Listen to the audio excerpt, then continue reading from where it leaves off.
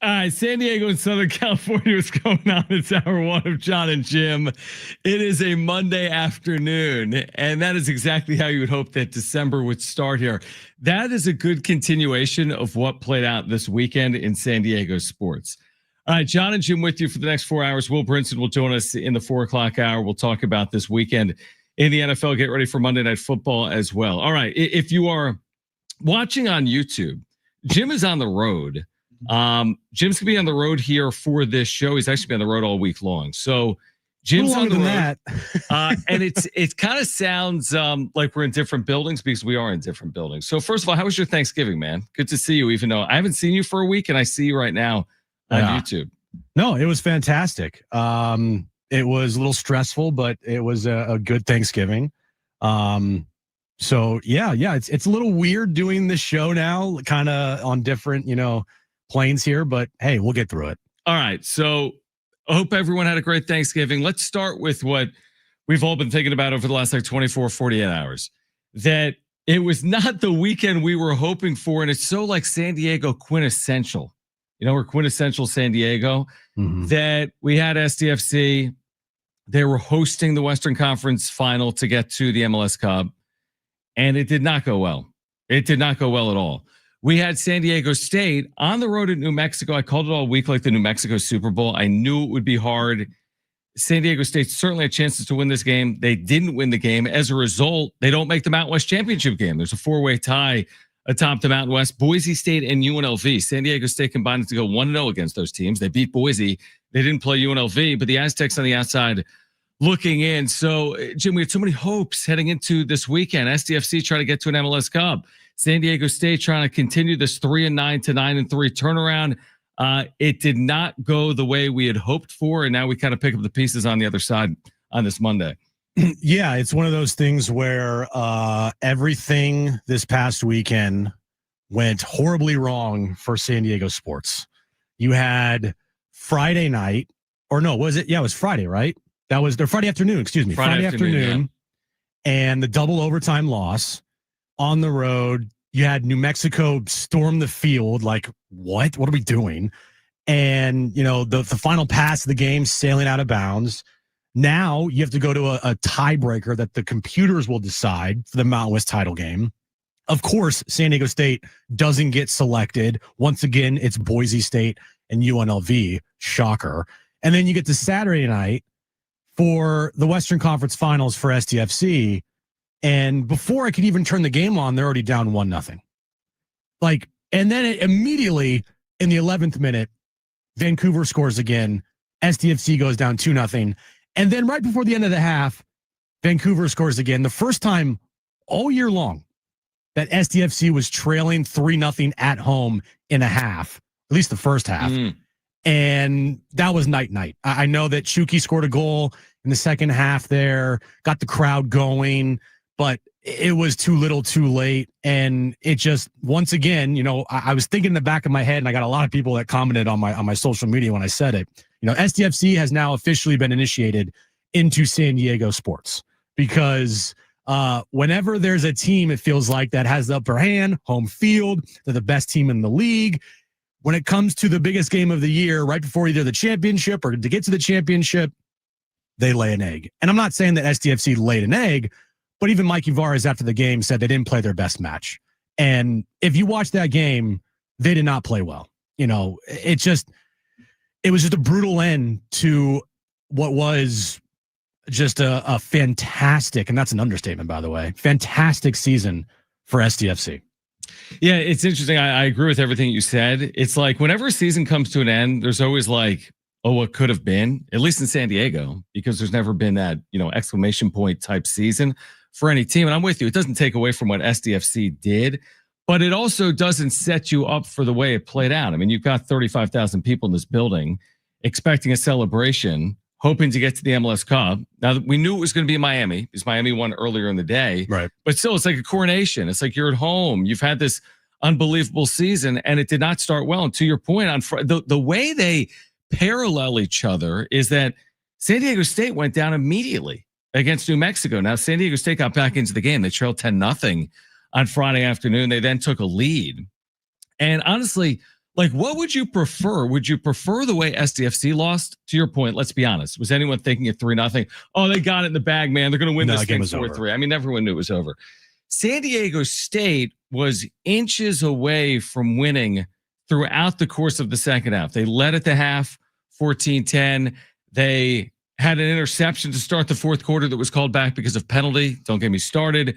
There were these crazy turns of events in the overtime. San Diego State forced a fumble at the 1 yard line that would have cost them the game in the first overtime. You think maybe they'll take advantage of that?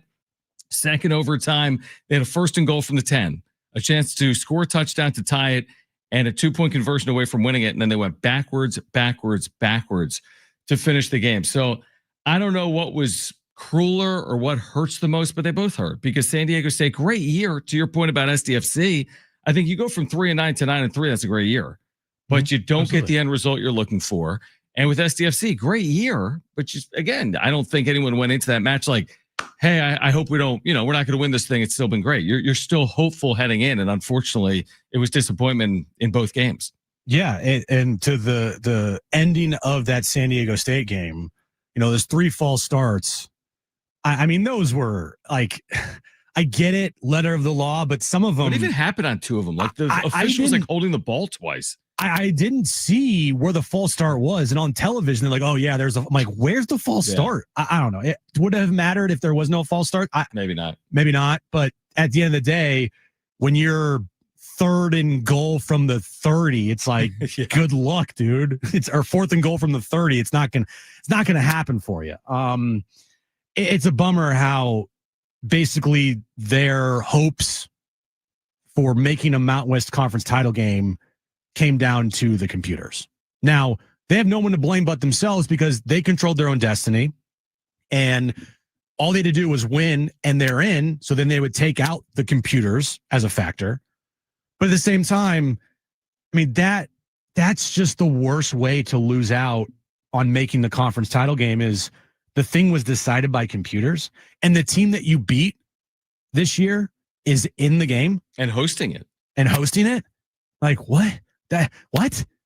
It just, look, it's one of those things where it's a gut punch. The whole weekend felt like a gut punch, especially if you're a San Diego State Aztec football fan. And if you're a SDFC fan, this was not a good weekend for you. It was probably a really bad weekend because there's not a lot to cheer for in the SDFC game and in the Aztec game on the road. I mean, it wasn't pretty. They had chances, but in the end, didn't have you just didn't get it done.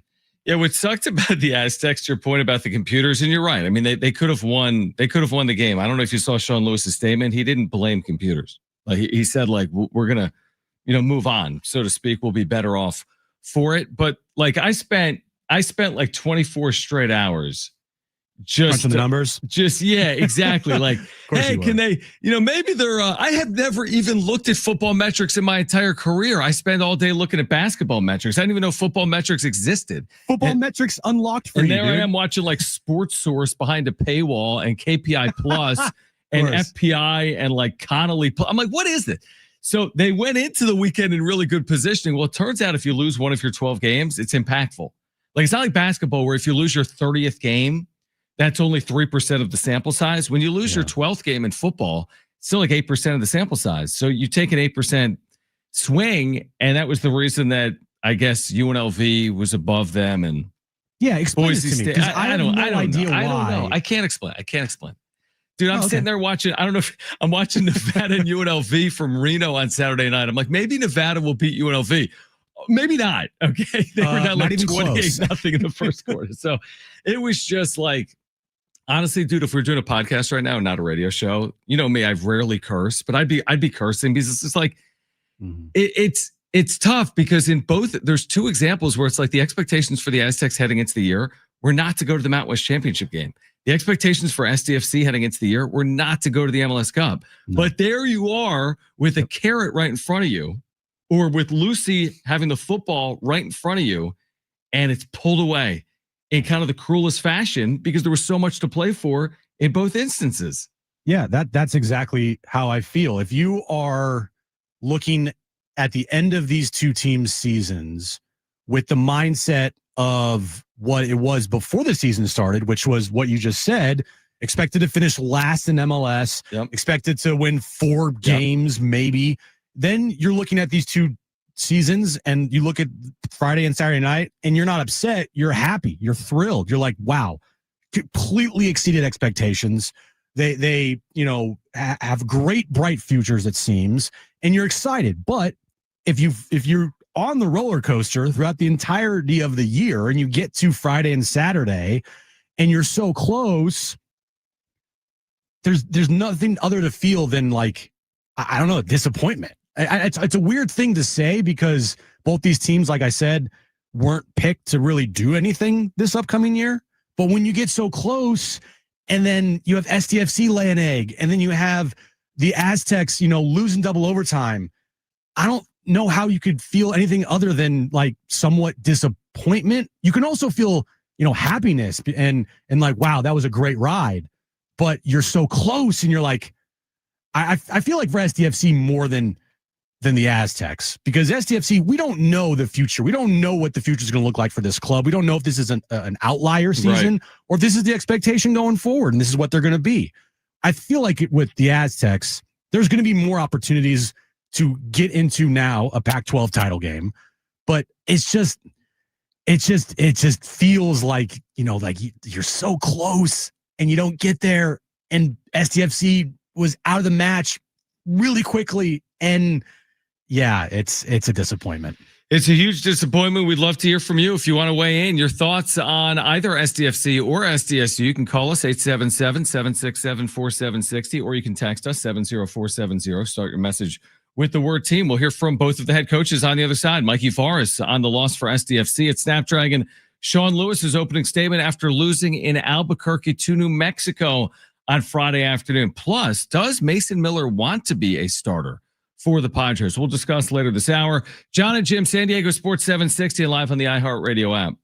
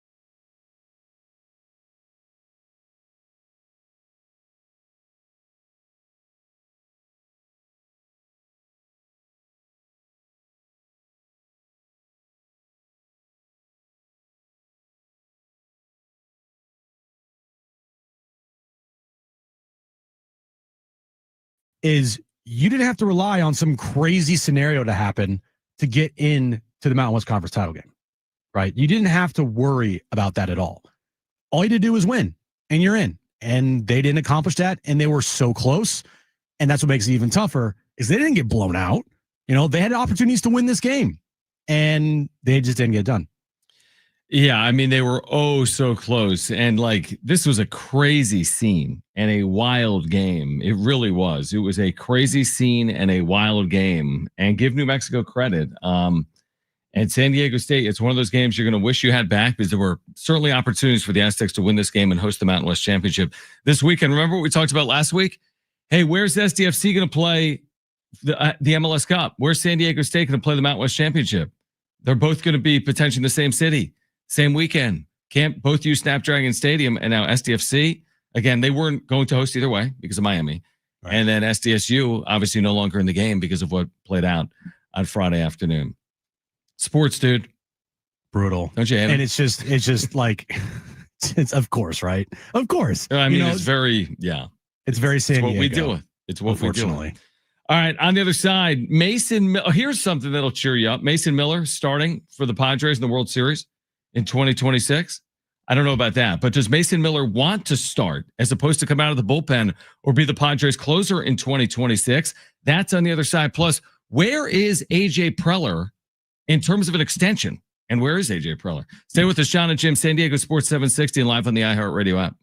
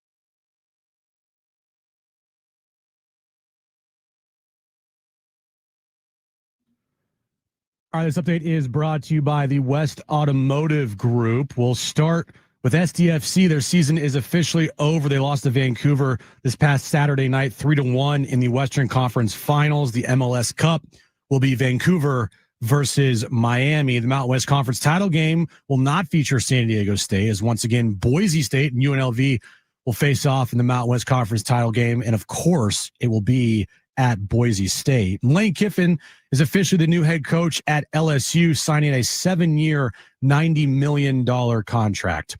Time is money, and there's no good time for your vehicle to break down. Keep your car and your schedule running smoothly with the West Automotive Group, the highest quality of customer service and vehicle repair. Visit westautomotivegroup.com to book your appointment today. All right, Jon and Jim, San Diego Sports 760. Will Brinson will join us in the 4 o'clock hour. I'm looking at these liners right now, Brent. Well, you can catch Lakers basketball tonight, right? San Diego Sports 760. They'll take on the Suns. Pre-game coverage at 6:45 right here on your home for the Lakers in San Diego Sports 760. All right. Are you excited about that one, Mr. NBA? I got to be honest with you. I was very into the NBA for about 48 hours. That's how long it was? I thought it was a little longer than that. You know what's pissed me off recently about the NBA? What, John? Then I'm watching college basketball games on NBA Cup floors, and I absolutely hate it. They're playing like Illinois against Duke at MSG, and it's on the Knicks like Cup floor. I'm like, what? I can't. Yeah. It's ruining college basketball for me. Plus, I have no clue what's going on in the Cup. The Cup, as if it's real. The Cup. I don't know. Like, are the Warriors 2-0 in Cup play, or are they 0-2? I just don't have any feel for when is the quarterfinals. I have no idea. That's what I'm saying. Like, I feel like they need to do a better job of telling me what the hell matters. Well, just to let you know. Yeah, well, give me some Cup standings. I don't have it in front of me. I was going to tell you what Cup games are on this week, but I think we moved on to like the semifinals or the second round. It's not possible. I don't know. Oh yeah, we're in the quarterfinals. Who's in it? The Heat, the Magic, the Knicks, the Raptors, the Suns, the Thunder, the Spurs, and the Lakers. Well, imagine if the Thunder weren't in it. They're like 22-1. Yeah, sorry, they didn't qualify. By the way, I will say this. I'll make this point, and Brent wants to weigh in. If the Thunder do not win the NBA Cup, I feel like it's all they care about. I feel like all they care about is going like 75-7, winning every single game they play. They're so highly motivated in November and December when the other teams aren't. If the Thunder don't win the NBA Cup, I'm calling it like the biggest collapse in NBA history. I need the Raptors to win the prestigious NBA Cup just because. What if the Lakers win 2 before Steph wins 1? Dynasty, dude. Steph wins 1. Has Steph even appeared in an NBA Cup game in his career? I don't think he has. Yes, he has, John. He's had some great NBA Cup moments. That one time he hit that big 3. But was it in like the quarterfinals, or the? I don't know. Nobody knows. Nobody cares. Nobody cares. Brent, what do you got? I was going to say watching college teams play on the NBA Cup courts is like the equivalent of like when the Raiders used to like play with like the infield still on the stadium. There was just like, 15-yard pass to second base. Absolutely. Completely agree with that. All right, so there's a couple of things that are playing out involving the Padres, Jim, and I don't know if you realize this, but the winter meetings are like a week away. Oh. So, and the Padres are, they are quiet. Like, you can't be more quiet than the San Diego Padres organization. But hey, we hosted, Summer Jam 23 or whatever. The Padres have been so quiet. The only thing going on at Petco is like Triple H, like body slamming someone. So I don't even know if that makes any sense. But close. But so there's 2 things. We've talked about what are they going to do with the rotation. We've talked a lot about that. But before we get to rotation and hear from MLB Network about this, where on earth is AJ Preller and what is going on with this extension or lack thereof? It's the question that I seem to be asking myself every single day when, let's see here, the Craig Stammen press conference, John, was November 10th. It's December 1st. Crazy. Mike Schilt quit on October 13th, I think. 13th. It's December 1st. Like, their season ended October 2nd. It's December 1st. Are we really going to go into a 2026 baseball season with a lame duck general manager for the Padres? Like, is that really going to happen? Dude, it's taken so long that Mike Schilt retired and unretired. I know. I mean, the dude, and you weren't on the air last week. I wish I was. I was cracking up over this last week. I'm like, you retired 3 weeks ago. Like, I'm all for you returning to baseball. We said it was an inevitability, a guarantee. I still think he manages again. I think he gets in with the Orioles and he will eventually manage the Orioles. I truly believe that. Yep. But I figured, hey, there's some health things I need to take care of. You took care of your health in 3 weeks? Hey man, that was a very quick retirement. But those 3 weeks, man, he accomplished a lot in 3 weeks to recover his body, to get ready and get back into, working for a baseball club again. It just shows you that the whole Mike Schilt retiring thing was a bunch of BS. Mm-hmm. Like it just was. If you don't think it was, then you're blind to the situation that was at hand. He said he was retiring. Like the wording you had to, I said this the day he retired. I think you were gone, John, but it was like the wording you have to pay attention to. It was not, hey, I'm retiring from baseball. It's I'm retiring from the Padres. Yep. It was very specific language, so it wouldn't seem like he's retiring just from baseball. So when he does come back in, he looks like a giant hypocrite, even though kind of does already. But at the same time, it was specifically the Padres. And when you specifically retire from like the Padres, but then immediately go work for another organization, there were things that were going on behind the closed doors that would lend me to believe that he was pushed out. And this was the way to make it seem like he wasn't. To have him save some face, because with the Cardinals organization, that thing blew up and that was front page news, and everyone's like, why did Mike Schilt get fired? And then it was like, what was the wording between why he got fired for the Cardinals? It was like philosophical differences. Yeah, philosophical differences. So he didn't want to have that happen again. So they decided to make this into retirement. I think the whole thing is BS. You can tell me it's not, but I'll just show you the proof that Mike Schilt's back in baseball right now and tell you that the whole Mike Schilt retiring thing was a joke. See, I see it different. I don't think he was forced out. I think he wanted out, which I think is way worse for the organization. Okay. I can buy that. And the reason I say it is, remember what he said? Like, hey, it's been a really hard year, and he gave us all these like Easter eggs. Dude, imagine managing that team is my point. When you are dealing with the dichotomy between like Manny Machado and the clubhouse and these superstars and performance or lack thereof and the toddies, I just feel like there's a lot that goes into managing in general. And I think there's even more that goes into managing the San Diego Padres, which, by the way, doesn't take us to the whole thing with Juan Soto that's playing out with the New York Mets, but reminded me about what was reported this weekend about Juan Soto being a cancer with the New York Mets. That's not for right now. No. But what is for right now is, you're right. Whether he was forced out or left on his own accord, I think it's a bad look for the organization. Yeah. I think if he was just forced out, why would you force him out? He's had 2 90-win seasons. It's more of a reflection on the organization than it is Mike Schilt. And if he left, what does it say about the organization? Because here's a dude that's had back-to-back 90-win seasons, and he's like, I can't even deal with this. Yeah, no, you're right. I changed my mind. I don't feel like after you say that, I don't feel like he was forced out. I do feel like he didn't want to be a part of the Padres anymore. Right. Which I think is even worse. I agree with you. I do think that's even worse, because you're right. What does that say about your organization if someone that works for you is like, you know what, this place sucks, I don't want to be here anymore? Like, that tells you all you need to know about the Padres and what they're going through right now. Like, look, I think there's things that happen there that we'll probably never know. But at the same time, when I saw that news last week, I was like, of course. Like, we knew Mike Schilt was going to be back in baseball. Didn't think he was going to be this quickly, but, soon one day, I'm sure he'll be managing the Orioles, like you said. All right. So there's that. There's honestly, man, can you have an organization have more up in the air than the San Diego Padres? Like, other than the Colorado Rockies, who cares? Right. They're irrelevant.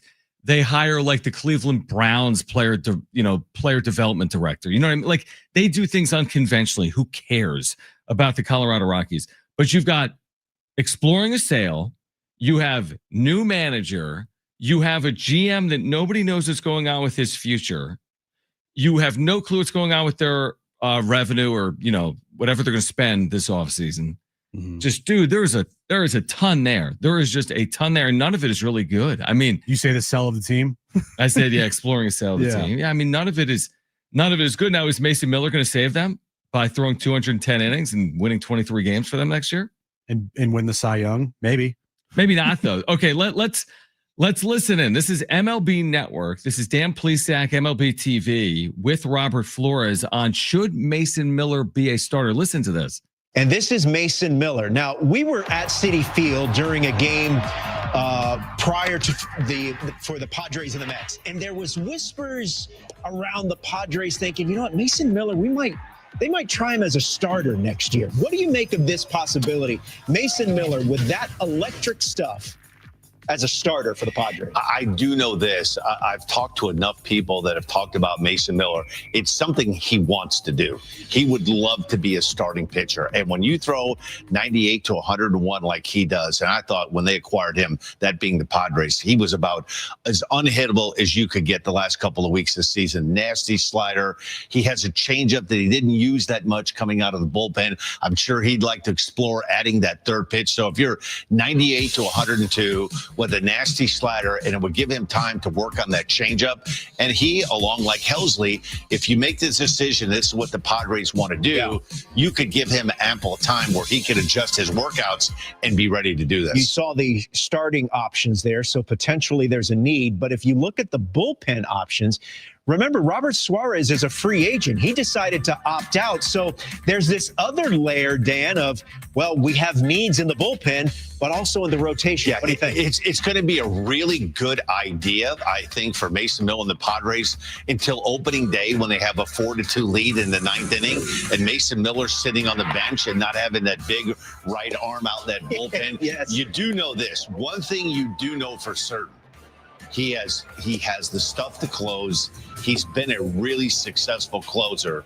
So if the intrigue is, can he make the transition from using two pitches, the fastball, the slider, to incorporating that third pitch? And if he wants to do it, I don't see any reason why he wouldn't be successful. There's almost two layers of preparation if you're going to do the transition, I would think. There's the conditioning aspect, but also there's the stuff aspect that has to be refined and tweaked. Yes? The biggest transition from going from the bullpen to the starting rotation. When you're pitching well, like Mason Miller has done, you have very few poor performances. When it gets dicey being a starter, when you've had 2 or 3 starts and you got to sit around and mope around and overthink and overanalyze that, you have a bad game on Monday in the bullpen, you're right back out there on Tuesday. And if you have a clean 1, 2, 3 inning, you forgot about that game on Monday. You have a lousy start on Monday, then a lousy start the following Saturday. Then all of a sudden you start hearing a lot of voices. You need to change this, change your mechanics, look to do this. You're not sequencing your pitches good enough. So listen, both of them are very difficult to do. I personally thought it was much easier to go from the rotation into the bullpen because you're only going to get seen by a team maybe 1 or 2 times over the course of a couple of months. You eliminate the third or fourth pitch because you really don't have time to establish them. But a guy like Mason Miller, a guy with a big arm like that, I don't see why he wouldn't be good at it. All right, let's react to that on the other side. The idea that Mason Miller may want to be a starter. We'll see. We'll react to that on the other side here until 6 p.m. Jon and Jim, San Diego Sports 760 live on the iHeartRadio app.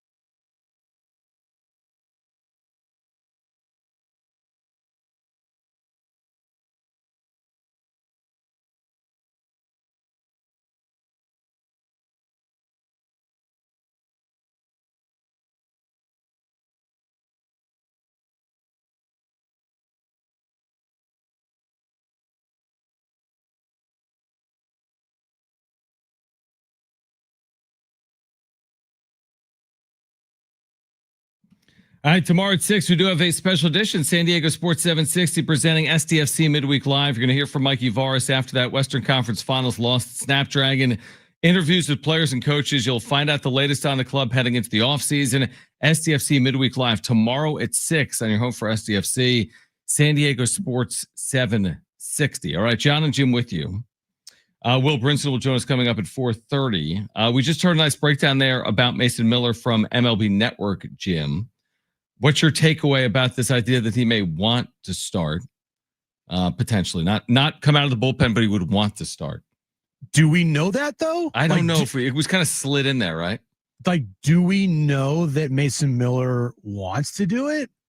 Because you're right. It was slid in there like, huh? What do you know that we don't? If Mason Miller truly wants to be a starter, well, the Padres obviously have starter needs. They have a bunch of starter needs. And if Mason Miller wants to do it, I mean, I guess you're going to try it out, right? You're not going to say, oh, no, you can't do this. Right. I mean, you could, but you have a giant hole in your rotation, actually multiple holes in your rotation. If you can fill one of those holes internally, that theoretically makes it easier for you to fill the other holes because, you know, you had somebody internally help you out. But I mean, do we know that that he wants to be the starter? And even if he does, is it the best idea to make him a starter? I don't think so. Honestly, I'd rather have him as a closer. That's where he excels the most. And I feel like he is such a weapon as a closer. He might turn into the same thing as a starter. I don't know. But what we do know is as a closer, he's probably the best in the game. And as a starter, we just don't know that. Yeah, no, I agree with you. It's like, it's a high risk game. If you convert Mason Miller, it's a high risk game. I don't know what I mean, you could be impacting him and your organization for a long time if it doesn't work out, whether it's health, ineffectiveness. Now, I will say this. The one reason if I'm Mason Miller, I may want to consider it is that, listen, when Mason Miller hits free agency in 3 years, which is forever from now, the difference is so much, dude. The difference is threefold.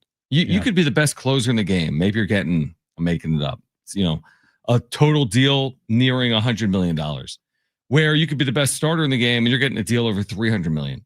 So I do think from a financial standpoint, there might be some benefits to at least attempting it, but I don't think that's the reason why.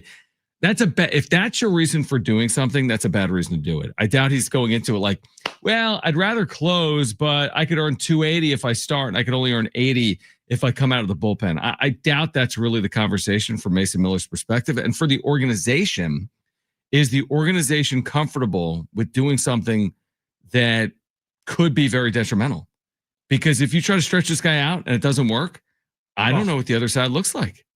Yeah, that is the worst case scenario, right? Like, hey, the reason why, guys become relievers is because they want to, mitigate having arm injuries. They don't want to have an arm injury. But if you're looking at Mason Miller giving you 140 innings next year, because I don't know how you could go more than that. There's a risk that he could have arm injuries with more innings that he pitches. It's just a bummer because when you look at the Padres' needs, it's clearly pointing directly at their rotation, correct? Yeah. And because of, AJ Preller having kind of one hand tied behind his back because he can't go out and spend the money he wants to spend. He doesn't have really the resources in the minor league system that he used to have to go out and make big time trades. Again, could be proven wrong. Hope we're proven wrong. Hope for Padres fans' sake, proven wrong here. But because of those issues, and obviously now with the team being up for sale, like the way to fill needs is like move the chess pieces around. It's like almost like Tetrising this roster together with what you have already and making it work instead of going out and filling those holes outside the organization. There's, to me, risk with this. If they make Mason Miller a starter, there's a definitely high reward factor here, like high risk, high reward type of thing with Mason Miller.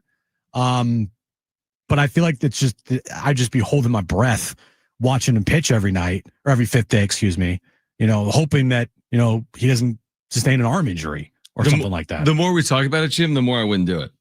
Like, why take one unknown and turn it into two? You have a certainty in the back of your bullpen. His name is Mason Miller. Right. The guy was unbelievable. He allowed like 7 hits, like as a Padre. Maybe less. Like this guy was unhittable. Much better in San Diego than he was in wherever he was, Sacramento, Vegas, Oakland. Right. So he was way better, and he proved he can pitch in big spots with a good team. Right. Whether that was the postseason or deep into the regular season. You know what you have there. It's a certainty. When you take away a certainty, you're creating an unknown, and you're stepping him into an unknown by putting him in the rotation. What is that going to look like? How cautious are you going to need to be? And to your point, how many innings could he possibly throw as you stretch him out? 125? And even then, can he help you in the postseason? If you're limiting his inning, like it's too much of an unknown for me.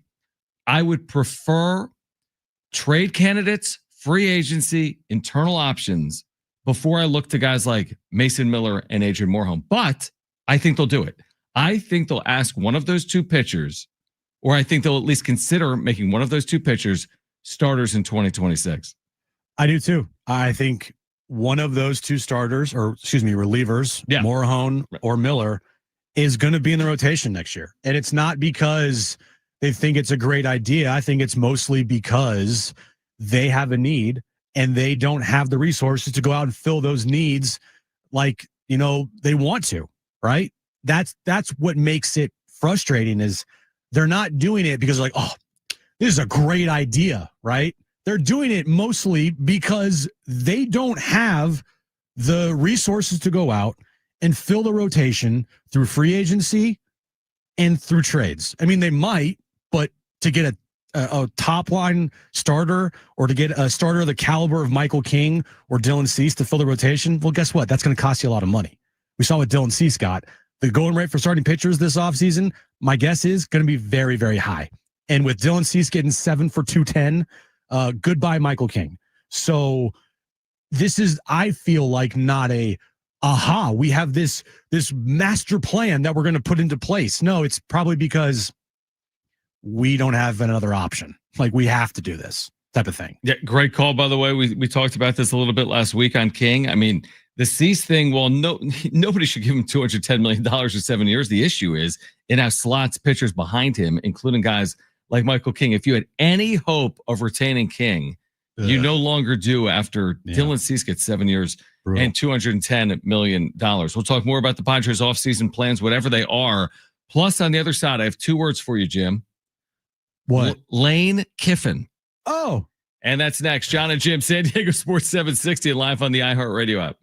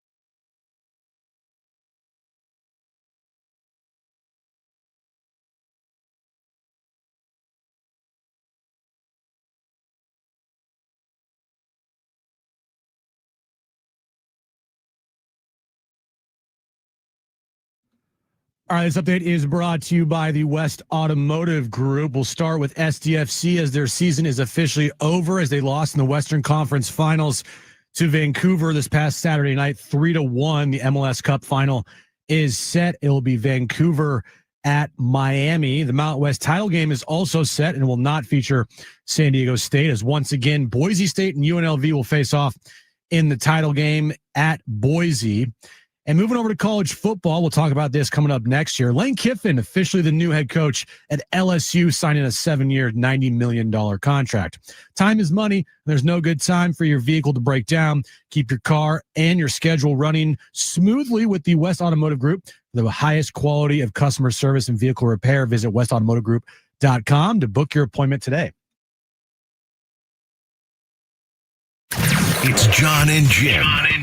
Let's face it, in your particular field, you're the top minds. Your favorite pair. Interesting job you guys have. Very smart and very modern. They are Jon and Jim. That's all you need to know about me. Time to pick up the pieces after the long weekend. A rough weekend for the Scarlet and Black. New Mexico wins it 23-17. Plus, the SDFC Magic Ride ends, but what a season. Baja Cup, check. CONCACAF Champions berth, check. Western Conference title year 1, check. All the expansion records except getting to the MLS Cup final, check, check, check. And a full NFL weekend as well. Now from the studios of San Diego Sports 760, it's Jon and Jim. All right, San Diego and Southern California, what's going on? Hour 2. Jon and Jim back with you on this Black Monday, so to speak, in San Diego. You know, like after the NFL season, like 8 of 32 coaches are let go. Or in the SEC, 6 of 16 have changed. 6 of 16 have changed in the last 48 hours.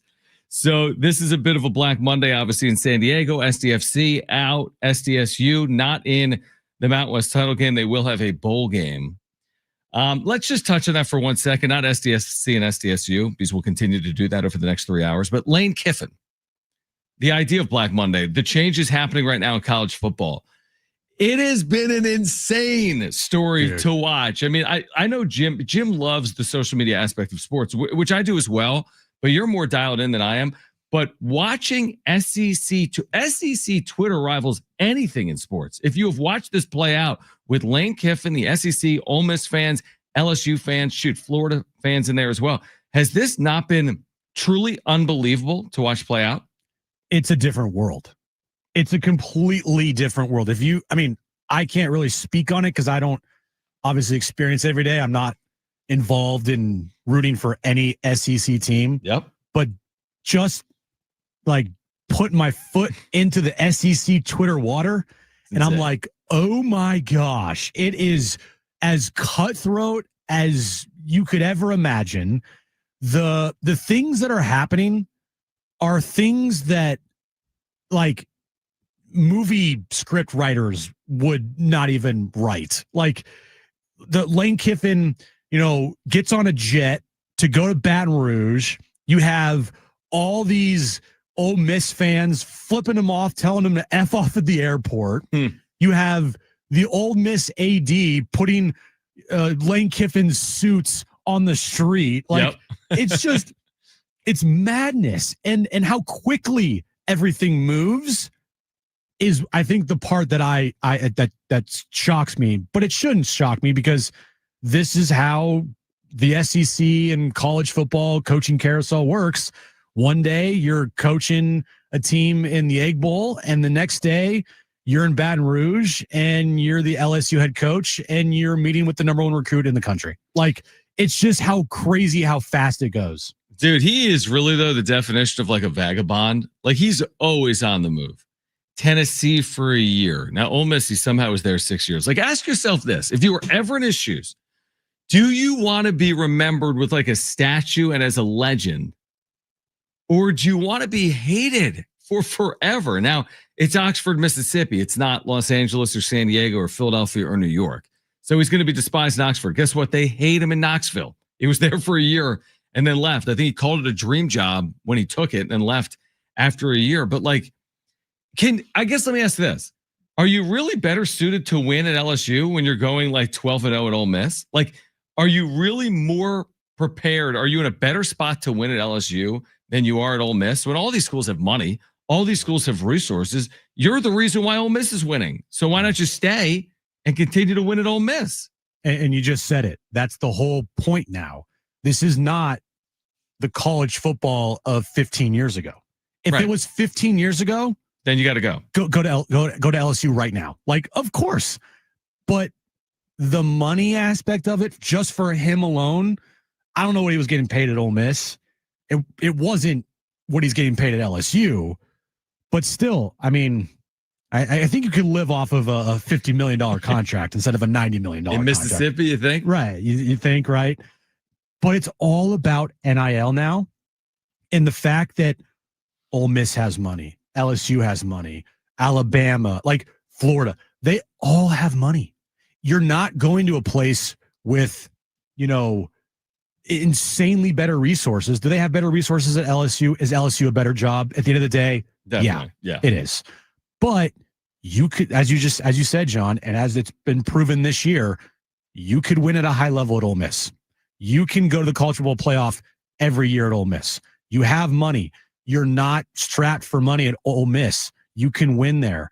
And Lane Kiffin, this is who he is. I don't think anybody should be surprised by Lane Kiffin going to LSU. It's just how when he leaves places. I saw this quote online on Twitter the other day. It's like, Lane Kiffin's the only person in America that loves to burn bridges while standing on the bridge wherever he's at. So true. And that's what Lane Kiffin does. The saying this past weekend that the local reporter called him, you can't make a hoe into a housewife. Yeah, he ripped into that guy. And he took exception to it, and he got in the guy's face, and the guy was proven 100% right. Like, yeah, dude, you are proving me right by what you are doing.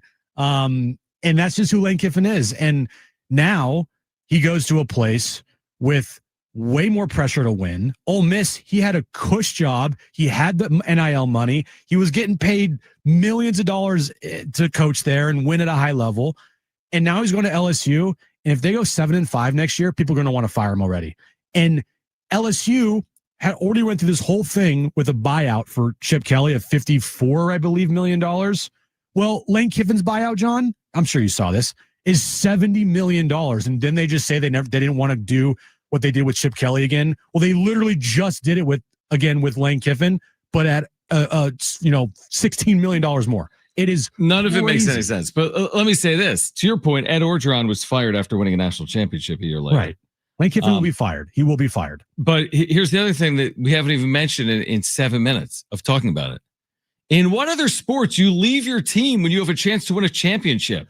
Oh, yeah. It makes absolutely no sense. Now, he's not responsible for the calendar that college football is, and everyone wants to have their coaches because there's signing days and transfer portals. But imagine that. Imagine leaving your team like Mike Schilt leaves after you beat the Dodgers in the NLDS. You can't imagine that. Imagine Jim Harbaugh leaves the Chargers once they make the postseason. None of it makes any sense, yet here we are. And that's kind of what college football has become. Some of it is nonsensical, specifically in the Southeastern Conference. So I'm with you. I don't think Lane Kiffin is going to retire at LSU. I don't think, honestly, he's going to have the same ending at LSU that he had at Tennessee, that he had at USC, that he had at Ole Miss. It's going to be ugly when it ends. Now, it's a honeymoon, right? He loves the honeymoon phase. Oh, yeah. There's going to be that honeymoon, and they're going to be very good, I'm sure, over periods of time. But there's going to be something that sends the thing completely sideways. And you're right in terms of dude, SEC Twitter, in terms of gloves are off. If you look at some of the things being said, people are pulling up DMs he's written to people from 2023 and why they didn't beat Kentucky in 2024. There's some insane stories. I don't know the validity or the truth behind half of them, but there's some insane stuff out there just because he elected to. If he stayed, you wouldn't have seen it. But because he left, it's all bets are off. It's just wild, the hypocrisy in college football, right? I mean, these kids, they enter the transfer portal and everyone's like, how could you enter the portal? How could you do that? Coaches do just the same thing and actually worse. For way more money. For almost $100 million. I mean, you're quitting on your team when you have a chance to win a national championship before you even get to the playoff. Because why? Money? Because money, power. Exactly. Yeah. It is. And the fact that Lane Kiffin goes out there and states that, he wanted to have his cake and eat it too, while Coach Ole Miss through the playoff and knowing that he's going to leave after to go to LSU. I mean, if you're Ole Miss, you have to tell him to F off, right? Yeah, 100%. Because it's like a walking advertisement for LSU, right? And exactly. And and for that 4-week stretch or 5-week stretch, guess what you're going to be doing? You're going to be recruiting all your best players to transfer to LSU. That's exactly right. That's not what Ole Miss wants. So, like, it's such a Lane Kiffin thing to have this happen.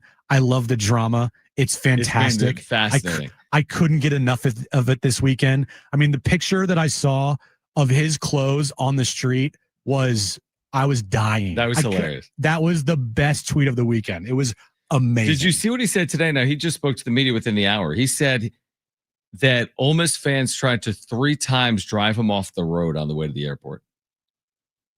Jeez. So they actually tried to kill him. I mean, when you try to drive someone off a road in a moving vehicle, that's not ideal.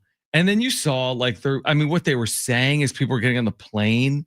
Oh, in every Oxford, vulgar term in the English dictionary. Dude, when they say it means more in the SEC, I don't think they're kidding, but I don't know if that's a good thing or not. Now, to bring it back locally for a second, we've been talking about this a little bit. Sean Lewis just took a program from 3-9 to 9-3. There have been vacancies everywhere, right? I mean, everywhere. P4 vacancies. I'm talking about the Cals and the Stanfords, but then I'm talking about the LSUs and the Ole Misses and Michigan State. I mean, all over the country, all of the leagues have had vacancies. Do you think, based on where we are right now, should Aztec fans feel good about Sean Lewis returning for a 3rd year?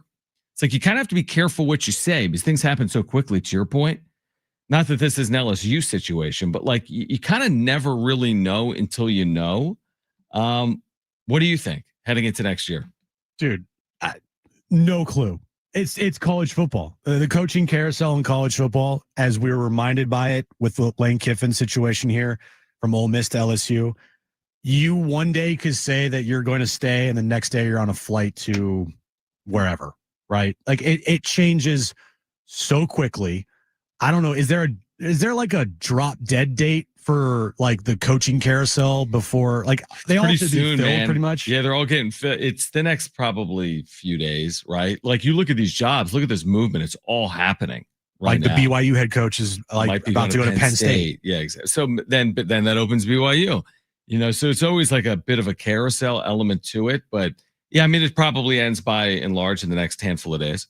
Yeah. So I feel like Sean Lewis isn't going anywhere, but who knows? Because anything could happen. He could say all the right things and say, I'm not leaving. Because we've seen coaches say things that were more concrete than that, right? Remember Nick Saban back in the day when he was at the Miami Dolphins? He's like, I'm not going to be the coach of Alabama. I'm just not going to be the coach. Exactly. A week later, he's Alabama. Yeah. So these things, you have to almost wait it out and not really listen to the coach because the coach could be full of BS. And the next day they could be on a flight somewhere and they could be taking half the coaching staff with them and leaving these kids to hang out to dry. It's so funny because it's so unrelatable. Nothing that our listeners or me and you, by and large, we can't imagine. There's no world where I'm hosting a show with Jim and then some station in New York comes in and wants to pay me 4 times the money and I'm out the next day. That doesn't, by and large, that doesn't exist. I mean, you get to these big media jobs, sure, you could leave Fox for ESPN. You could leave a show for another. But by and large, most people don't deal with hey, I'm an accountant here. They're going to triple my salary across the street and everyone's going to hate me. When I leave you, I'm not going to say anything. I'm just going to leave. I'm going to put your clothes on the street right here, Granite Ridge Drive. Perfect. Put your black hat and your white T-shirt on the street. and my lightsaber and my black hat I wear every day and just put it on the street. And that's the last time you'll ever see me. That's exactly what I'm going to do. All right. On the other side, we're going to get back to the disappointment of this weekend for SDFC and SDSU. Coming up at 4:30, Will Brinson, senior NFL writer, CBS Sports. We have a showdown if it was the Super Bowl from a decade ago tonight. We have the Patriots and the Giants playing tonight. Unfortunately, it's not the Super Bowl from a decade ago. Oh my God. But if it was, it would be a good game. We're getting you ready for that here until 6 p.m. Jon and Jim, San Diego Sports 760 live on the iHeartRadio app.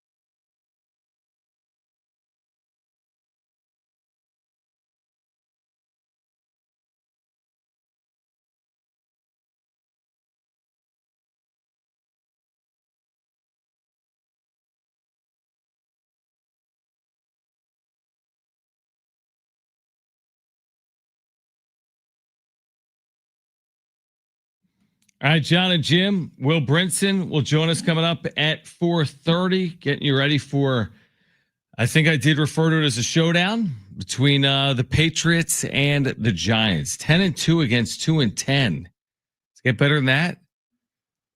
Well, Jackson Dart is back tonight, I think. Even though I want to see Jameis Winston, because is it just me or Jameis Winston to me is like the most entertaining football player in the NFL, and he's not even a starter. He has been for like 8 years. Every game that he plays in or starts is the most insane game possible. Like the last game he started against the Lions, it was just like he caught a touchdown pass. Teams going to overtime. Like, I need to see Jameis Winston on Monday Night Football. It has to happen. Again, I don't know if Jackson Dart is cleared, if he's going to play or not. But if he is, I don't care. I need Jameis Winston out there. He can come off the bench. Who? Winston or Dart? Dart. Even if he's cleared, he can come off the bench. Right. By the way, we should mention, like, we're now living in a world where the Kansas City Chiefs are 6-6 and the Dallas Cowboys are 6-5-1.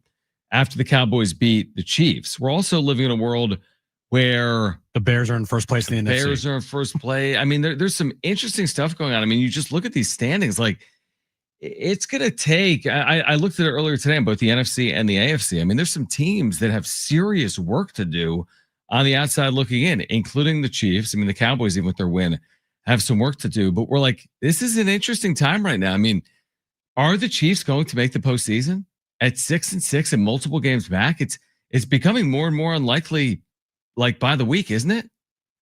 Right now, my guess would be no. It all depends what happens in this text. I mean, look, they essentially have to win out almost. I think 4-1 the remainder of their season, their final 5 games. It might be at worst, right? If they go anything other than that, if they go 3-2, no shot. If they go 2-3, obviously no shot. 5-0, there's a good chance they're in the postseason. But the Texans, their next game here, that's a huge game. Texans are 7-5. Chargers, Titans, that's an easy layup. Broncos are fighting for the number 1 seed in the AFC.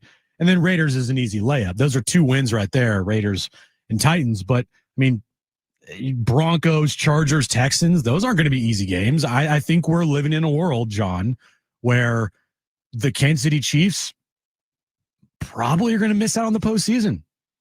I mean, I'm looking at who they've lost to. I mean, they've lost to the Chargers already. They lost to the Eagles. They lost to the Jags. They lost in Buffalo. They all lost, like one-score games, too. It's crazy, these scores. They lost to Denver. They lost to Dallas. You're right. All of their losses are by 6 or fewer points. 5 of them are by 3 points. 5 losses by 3 points, 1 by 6 points. And yeah, I mean, they probably need to go 5-0. I mean, I think some NFL fans, not some, probably a lot, are like, good riddance. Like, I want to see the AFC without the Chiefs. But I think from a league perspective, I think most football fans would probably prefer to see Patrick Mahomes in the postseason. I mean, this is like a postseason without like a LeBron James or a Steph Curry. Like, they kind of make the leagues spin and go round and round and round. So one hand, okay, maybe you see someone get out of the AFC that we haven't seen. On the other hand, it's like, really? The Chiefs not in the postseason? Like, that would be literally jaw-dropping heading into the year, to say that. Like, here are the top seeds in the AFC and their quarterbacks. The 1 seed, Bo Nix and the Denver Broncos. The 2 seed, Drake May and the New England Patriots. The 3 seed, Trevor Lawrence and the Jacksonville Jaguars. Like, what? There's no Burrow. There's no Mahomes. There's no Allen. You have the Ravens at 6-6 leading their division. That division sucks. But it's Lamar. I mean, Lamar Jackson's had a really bad last couple of weeks, but still, the top 3 seeds teams in the AFC: Bo Nix, Drake May, and Trevor Lawrence. Like, you have Josh Allen as the 7 seed. You got Mahomes as the 10 seed. You got Herbert's in there as the 5 seed with the Chargers. Burrow and the Bengals, they're at 4-8. They're not making the postseason. No. Like, those are the top quarterbacks in the AFC, and none of them are top seed right now. It's wild. Yeah, I was I think watching what night was it? It was Bengals Ravens. They put like the playoff picture on the screen. It was Thanksgiving when the Bengals were winning, and they're like in the hunt. Cincinnati 3-8. I'm like, they're not in the hunt. What hunt? There's no hunt that includes a 3-8 Cincinnati Bengals team. Like, I'm old enough to remember that there's no Bengals. There's no NFL team that's 3-8.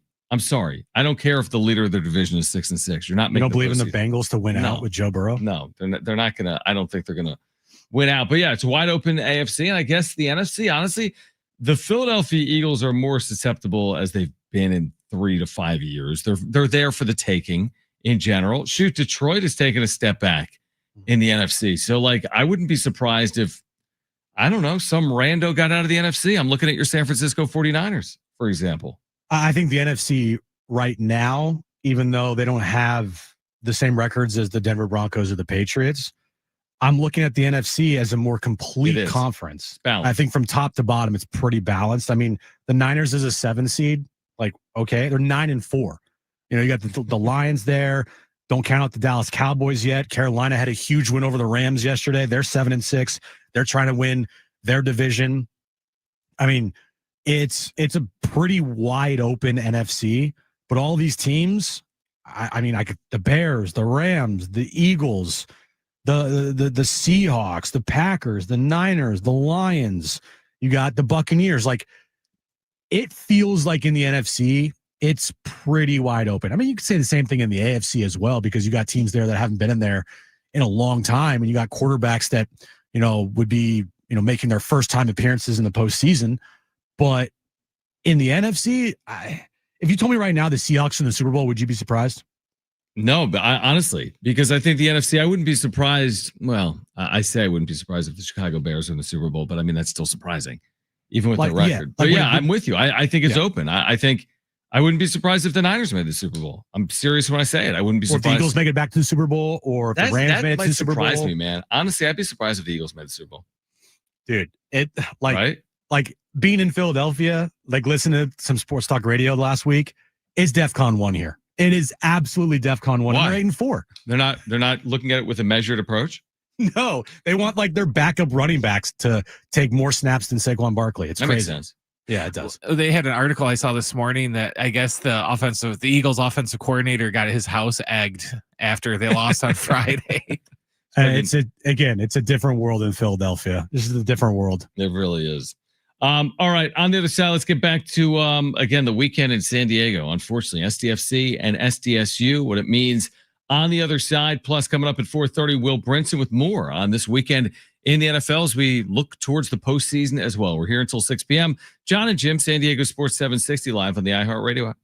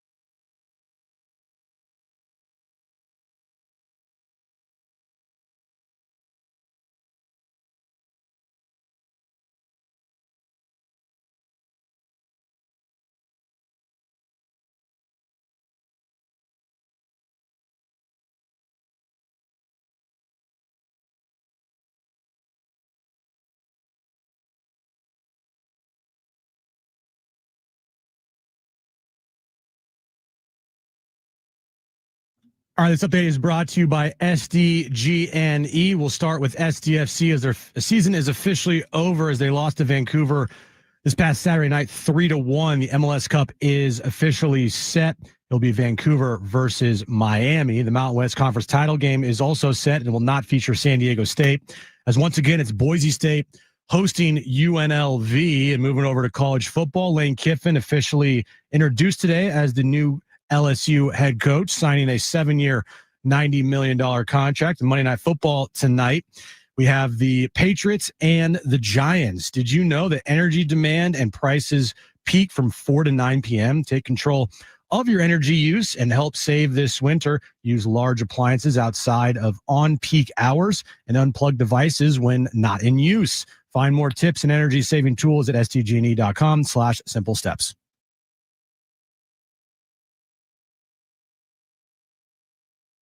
All right, Jon and Jim, San Diego Sports 760 here until 6 p.m. on this Monday after a bit of a long weekend for San Diego sports fans, a bit of a long weekend in general. But again, we had SDSU Friday afternoon at New Mexico go down to double overtime, which I think was the first overtime game under Sean Lewis. It was. And then we had, of course, SDFC on Saturday night go down in the Western Conference Final. Now, I guess there's two things that are better than it could be worse. Let me explain why. It always could be worse. Okay, it could be worse. Actually, what I'm about to say doesn't really make it any easier, but I'm going to say it anyway. The MLS offseason is like a week long. So the season starts SDFC, in 3 weeks. Yeah, like they're already training probably for 2026. So we'll see them sooner rather than later. It's going to be February, right? I think they announced their first match is February. So that's really not that far off. It's December. And then with San Diego State, they will play in a bowl game. Now, what is that bowl game going to look like? Who are they going to play? Where is it going to be? I don't have an answer on any of that. Do you have a guess? Like, give me a best guess. I have no idea. I haven't even, because I hadn't really thought about it heading into this past week. And it could be like Arizona Bowl. That might be like the Snoop Dogg Bowl. Maybe I'll get to like hang with Snoop Dogg. Like that'd be cool. We're boys. I've listened to like. You can get Snoop on the show. Yeah, and just have all FCC violations during the interview. Halftime with Snoop. Perfect. What else is possible? I mean, there's like Hawaii is going to be in the Hawaii Bowl. New Mexico is going to be in the New Mexico Bowl. Okay. So like, I really have no idea. I really. So obviously the winner of the Mountain West title game goes to LA Bowl, right? Yep. Okay. Second place in the conference would be the loser of that game. So they go where? It's not really with the Mountain West. I don't think there's like a second place spot. You know what I mean? There's some bowl games, like there's Boise, there's Phoenix, there's Hawaii, there's New Mexico. Do I want to go to Boise? No, not necessarily. No, I'm not. No one wants to go to Boise. If I'm being honest, no, not really. So I don't know. We'll know in 6 days. I was hoping to be getting ready for this Mountain West title game. Let me ask you this, because I completely buried the lead. Yeah. How was your travel from Vegas to Albuquerque last week? Dude, on Thanksgiving? I was so dead tired last week. I mean, how did you get there? I don't even know. I think I walked. No, but Bill, first of all, in doing the shows and then doing the games and having Jones and Kristen with me, and then they left, and then I had to wake up. I took a 7:30 a.m. Thanksgiving Day flight to Albuquerque. Oh my! Because it was the only nonstop. There was one way later in the day, but I didn't want to risk it. That's brutal. So I got to Albuquerque at 10 a.m. and I said to myself, what on earth am I doing in Albuquerque at 10 a.m. on Thanksgiving Day? I went to the hotel where nothing was open. Surprise, it was Thanksgiving. It's Thanksgiving. I took a 3-hour nap. I woke up and I was like, what am I doing with my life? It was like 2 p.m. on Thanksgiving Day. Oh my! And then I walked the streets of Albuquerque, which is not like a song or anything. It wasn't like walking in Memphis. It was like I walked the streets of Albuquerque, and that was equally as awful because nothing was open. Now I went to a wine and spirits store looking for food. They didn't have it. They just had wine and spirits. Wait, hold on, stop, pause. You seriously thought that you could walk into a wine and spirit store and get food? Well, snacks. What? Don't you want snacks with your wine? How do you function as a human being by yourself? I don't know, dude. I was desperate. I told Kristen I skipped an entire meal. I went from an omelet at the Vegas airport at 6 a.m. to the Thanksgiving dinner with San Diego State in the hotel, which is awesome at 6 p.m. I skipped an entire meal, and Kristen's like, and? I'm like, I was dying. I didn't eat anything for 12 hours. So you thought in your head, you know what? A wine and spirit store is like a great place to go get food. Go get like a sandwich. I'm guessing. Yeah. Can I get a sandwich, please? Like, so this is a wine and spirit store. Did you happen to, I don't know, look on your phone for places to eat that were open? I did, but here was the problem. Some of the places said they were open, but it didn't account for the fact that it was Thanksgiving. Now, did you call any place to make sure? I didn't call. Okay. Now, here's what was open. Like, there was a Ruth Chris. Well, I'm a vegetarian, and the line was at the door. I'm not going to eat at Ruth Chris. There was a Buca de whatever. A Buca de whatever? You know what I mean? Buca de Beppo? Beppo or whatever. Buca de Beppo? Never know how to say. But any place that was open, you would have thought they were giving away food, because everyone was in line. Did you, I don't know, think John went to Soup Kitchen? Yeah, like, hey, maybe I can look up like a supermarket somewhere, because supermarkets are open on Thanksgiving to a certain time. I know. It was bad. It was really bad. It was. You know what I've noticed about you? I don't plan. You don't plan. But when you're in places that you don't know, you are the worst traveler ever. You don't like. Well, what do you mean by that? What I mean by that is when I go places that I usually don't go too often or I'm visiting, I look up on my phone like places to eat. You don't do that. You just like wander around until you find something and you're like, sure, I'll eat it, whatever. Like you don't plan things out. You just kind of like wander. I never before we go on vacation, I never look at the hotel or property. I know you told me that, yeah, which is like psycho behavior. Because I like to be surprised. So why? I was sucks. I was unpleasantly surprised in Albuquerque. You think? So there was that, and then Friday we had the game. I'm trying to think. Friday morning, it was a production, dude. The whole thing was a production, I was dead tired. And then they lost in that fashion, and then we flew. When'd you get home? You got home I was home at 9 p.m. Thankfully, Friday night Pacific, and then the whole weekend was a blur because. It was just a blur. The whole thing was a blur. Yeah, I was thinking about you. I didn't hear much from you last week. It's probably because I was dying. Yeah, you were on the road, traveling in Vegas, doing the show, calling games, traveling to Albuquerque, eating at wine and spirit stores. So then you'll like this. Hold on, real quick. At the wine and spirit store, hear me out. So I'm starving. It's like 2:15 in the afternoon. I'm like, so they have chocolate. And I'm like, I don't want chocolate, but I'll get chocolate. I'm not really a dessert eater, but I'll get a bar of chocolate. So I get in line with a piece of chocolate, one like kind of wine and spirits. But then it was taking. Listen to this. It was taking so long. Whoever was in front of me, I'm like, stop buying like tequila. I left. It took too long. I'm like, forget it. I don't even want this chocolate bar anymore. Did you? Like happen to think of going to like, I don't know, a 7-Eleven? I couldn't find one. And I didn't look at my phone, but I just looked to the left and looked to the right. I didn't see one. Was there really? You didn't find one. Because you didn't look for one. What's wrong with you? And we were across from like a Target. It just happened to be Thanksgiving. I was so excited about the possibility of like Target. Hold on. There's food in Target, right, John? Yeah, but it was closed on Thanksgiving. Oh, it was? Okay. Yeah, it was closed. It's closed. Yeah. I wanted to go in and buy sports cards. Okay. But the thing was closed. So it was a perfect storm of I guarantee you there were places there to get food. You just decided to 100% not look for them. I walked like an hour. Why? You could have easily just looked at something and saved time. I know. Well, I wanted to get out. And you know what you also should have done, which you probably didn't think about, is do you have a thing on your phone called Uber Eats? Or Grubhub? Yeah, I've never done that. Oh my gosh. So you're saying I could have ordered food? You could have easily ordered food. You have to show me how to do that. Bro. Yeah, and here's the insult to injury. When the football team showed up, a player had an order from like DoorDash waiting for him. Yeah, that's because he's smart. He knows what to do. And someone said that. I'm hungry. I got DoorDash or I got Grubhub or I got Uber Eats. So I'm going to order myself food and not be like John Schaefer and wander into a wine and spirit store looking for food. It was so smart, dude. Like whoever this kid was, like That's the next president of the U.S. As James says in a chat, he's like, dude, John lives in the Stone Age. You really do. I was really a former social media director. All right. No, you applied to be a former I was a director. social media director for the Iron Pigs in AAA, but then, yes, I applied for the Tampa Bay Rays social media director, and I didn't And you get said it. you didn't like social media. By the way, good call, Tampa Bay. You're talking about vetting out candidates well. Imagine if they hired me to be the social media director of the Rays. Our social media would be like, hi. It'd be awful. Like, imagine like, hey, one. John, we need you to make some graphics for like our score graphics.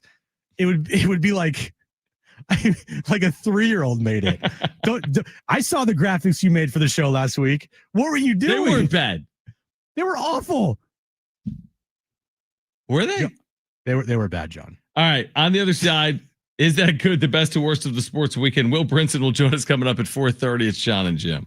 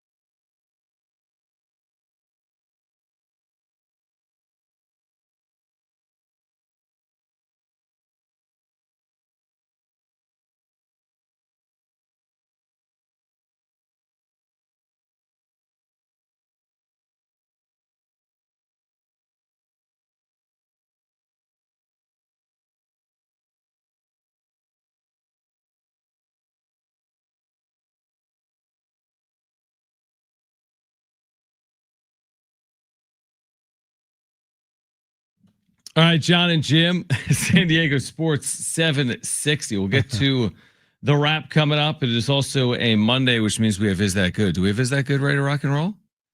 Jim, are you ready for Is That Good? Oh, am I ready for Is That you Good? Look very ready for Is That Good. Very ready. All right, let's get to it. That good? Wilcox, snapper, Huber, holder, from 29 yards away. Oh, he missed it badly. Kick on the way. Boswell. That's a winner. The good and bad from the sports weekend. So the Niners were playing the Cleveland Browns yesterday, John. Did you know when the last time the 49ers won in Cleveland was? Last time the 49ers won in Cleveland, yeah, I do know the last time. It was yesterday. Well, before yesterday. 1989. Close. 1984. The Niners with their first win in Cleveland since 1984 yesterday. Like Brent, is that good? How many times have they played in Cleveland since 84? A good amount. That's weird. They played the Browns, I want to say 2 years ago, the year they went to the Super Bowl. And they lost in the last second missed field goal by Jake Moody, of all people. Oh, he never missed. He missed a lot for the Niners. And they lost a game like 17-16 or something. But yeah, yesterday was the first win in like almost 40 years. Crazy. When you guys fell behind 8-7 yesterday, were you worried you were going to get beat by Shedeur Sanders? 100%. I was like, oh, here we go. Shedur's going to have a great game. He didn't play bad. They just gave him like the easiest dink and dunk passes of all time. He didn't really do much yesterday. They could have lost the coin flip, and Jim would have thought they would have lost. Correct. All right, I'll give you this. This is my first one. I mentioned this earlier. There are 16 members of the SEC. 6 of them have changed football head coaches this season. Is that good? No, that's so good. Are you kidding me? Isn't that insane? That's the equivalent in the NFL of 12 out of 32, which would be an NFL record, I think. That's just so much. That's insane. It's the college football coaching carousel, and it will be the same thing next year, probably. Yeah, probably true. Do you know who Max Brosmer is, or Brosmer? Did he win like the welterweight or something, a Petco? No. He started yesterday for the Minnesota Vikings at quarterback, John. Did he? He went 19 for 30, 126 yards, 4 interceptions. If you haven't seen it, one of the worst pick sixes you will ever see in your entire life for the Vikings yesterday. Vikings got shut out 26-0. Brent, is that good? No, it's so good. Are you kidding me? Do you know me? where he went to school? Because I'm looking him up. Don't look. I have no clue. He spent 5 years at New Hampshire. Like, wow. How do you pride go of New from Hampshire? 5 years at New Hampshire. He was an FCS All-American in 2023, but he wasn't an NFL All-Pro. He said he went to Minnesota. Oh, he spent 1 year his last year in Minnesota. He spent 6 years in college. 5 in New Hampshire, 1 year at Minnesota. But seriously, if you have not seen his pick six yesterday, it's incredible. You have to go find it. What's this guy's name? Brosmer? Max Brosmer. Just how it's spelled. Brosmer. I need to see this. So who's better, Brosmer or McCarthy? I mean, if you're in Minnesota, you're asking that question right now. It's probably legit. Oh my gosh, this pick is unbelievable. Dude, it's amazing. What is he doing? What exactly? Dude, what are you doing? It's the dumbest pick six I've ever seen. Throwing that? He didn't even throw it. He like underhanded it. It was He's crazy. like, bad call. Yeah, whoops. All right, my next one is hilarious, by the way. All right, my next one is the Bears are tied for the best record in the NFC at 9-3. Is that good? It is good. 9-3 Bears, Jim. 9-3. 9-3. Brent, how are you doing with this 9-3 first place Bears team? I'll ask me again on Sunday because that's what matters. That is true. I agree. The whole thing comes down to if they can beat the Packers this weekend, then this season feels legit. But if you guys lose the Packers, my guess is everything feels like fool's gold, correct? You still have them twice, right? Yeah, we got twice in like 3 weeks. All right, we'll see what they're made of. We talked about it earlier in the show. The Chiefs are 6-6. Is that good, Brent?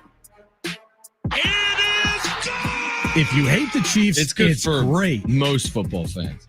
If you're Sammy Long, though, you had a tough Thanksgiving. Oh, 1,000%. Very, very tough. Here's my final one. I'll let you chime in on this for 3 minutes. 3 minutes. I don't know his name. Hold on.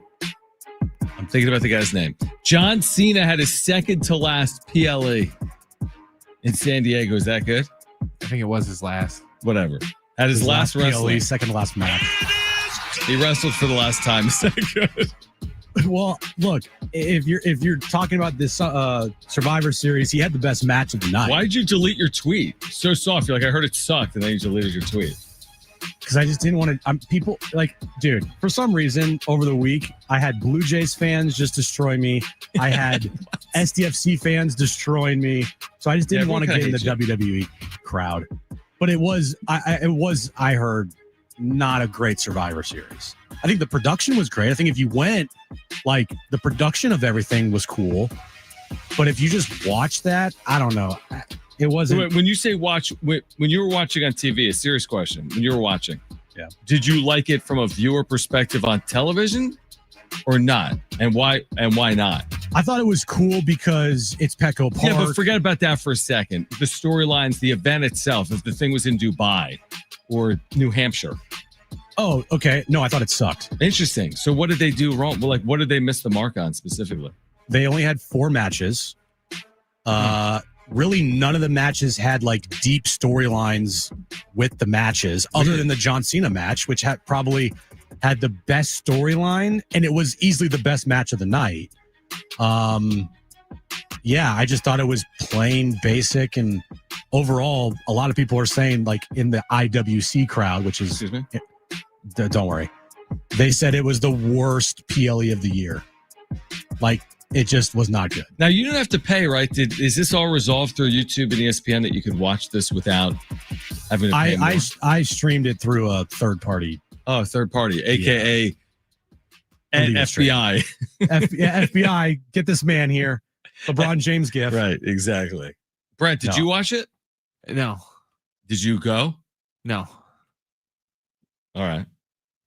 I saw highlights of it. I'm saving my trial of the ESPN app for WrestleMania. I did think about it. I almost used it just because I wanted to see what Petco looked like. But WWE is, if the match finishes at 7:00 by 7:05, they have clips posted to social media already. So I just went that route. Do we think Petco gets more of this stuff? Like, was this a? I hope so. It looked cool. It looked, I was like, it had 46,000 people there. Unique venue, obviously, for it. I saw some people at iHeart got the suite. That must be nice. Must be nice. The email must be my spam. Let me check. Yeah, apparently at the sports station in this city, right? Like, Mr. Sports over here, Mr. WWE, and I didn't even get an invite. Yeah. Hey, good job, everybody. Yeah. Jeez.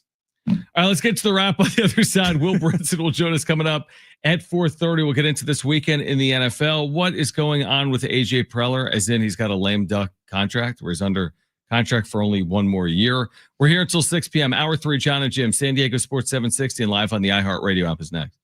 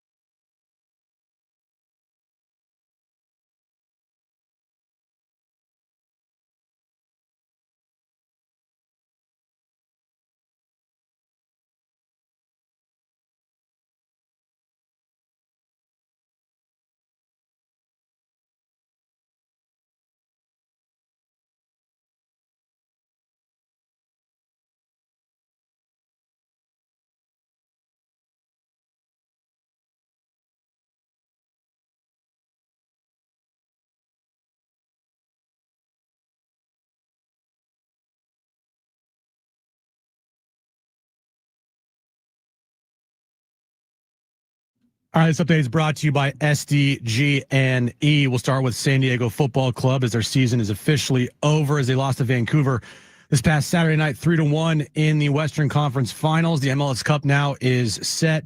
It'll be Vancouver versus Miami. The Mountain West title game will not feature San Diego State, as once again it'll be Boise State and UNLV that'll play in the title game at Boise, of course.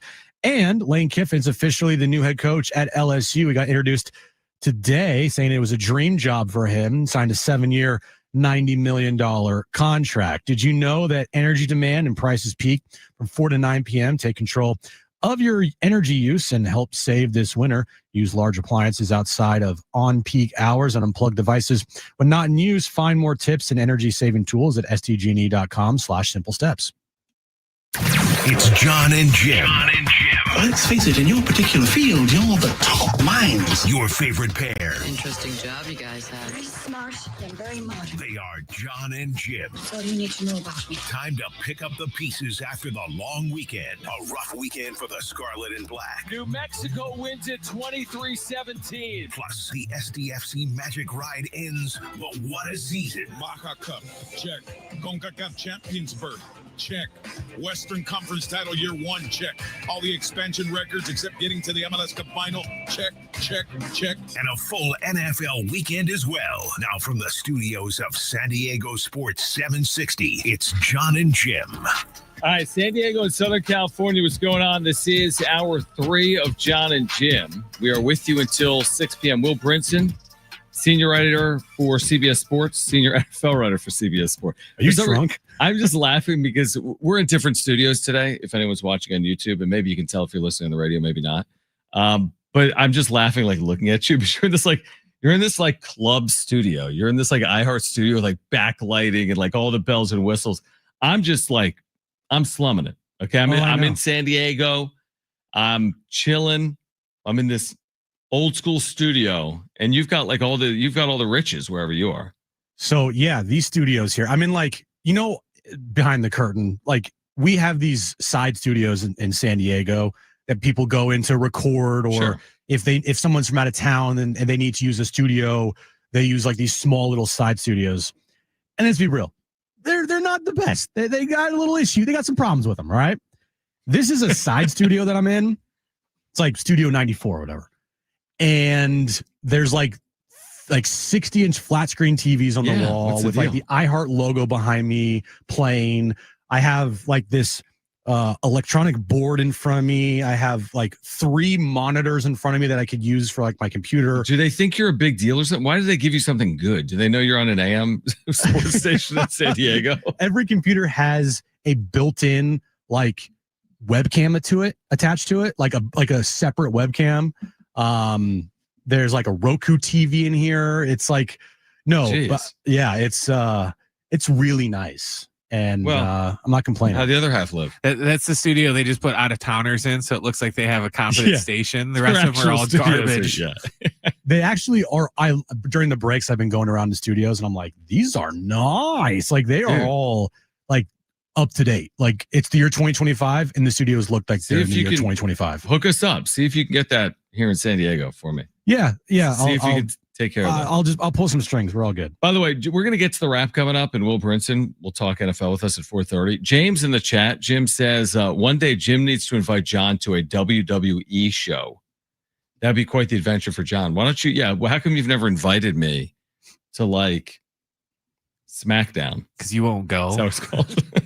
You got it right. I'll go SmackDown because inviting you to a WWE event is essentially like inviting you to go watch a movie. You just don't do it. I'll wear a Jon 316 shirt, but I'll just have JON because that's my name. We'd be there for 10 minutes, and you'd be like, "Can we go now?" You'd be like, "I'm bored. What else is on? Can we watch college basketball?" I don't think that guy's really hitting that other guy. Well, I would want to go to a big event. I don't want to go to some random event. I want to go to WrestleMania.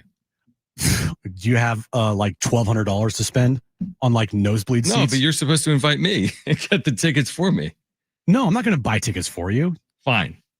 But I do guarantee, though, if you went to a WWE event, you'd be I would hate it. Well, yeah, of course you would hate it. But you wouldn't think it's fake because these guys are throwing each other around. No, I know that. No, but what do you mean by that? Of course, I know that these are like ridiculous athletes and like things can happen and they deal with like a lot of wear and tear as athletes. But we still know it's scripted, right? I mean, it's scripted. Yes, there's a winner and a loser, and the outcome is scripted. But in the ring, throwing guys around, jumping off ropes, laying off, like real. It looks real. I mean, these guys are ridiculous. I mean, could I do it? Could you see me as a wrestler? What would your wrestling name be? The Tofu Twig? The Tofu Twig, man. I love that. Here comes the Tofu Twig. Yeah, I'd be like all like vegetarian items. You look like the son of Harvey Whippleman. Pretty intriguing.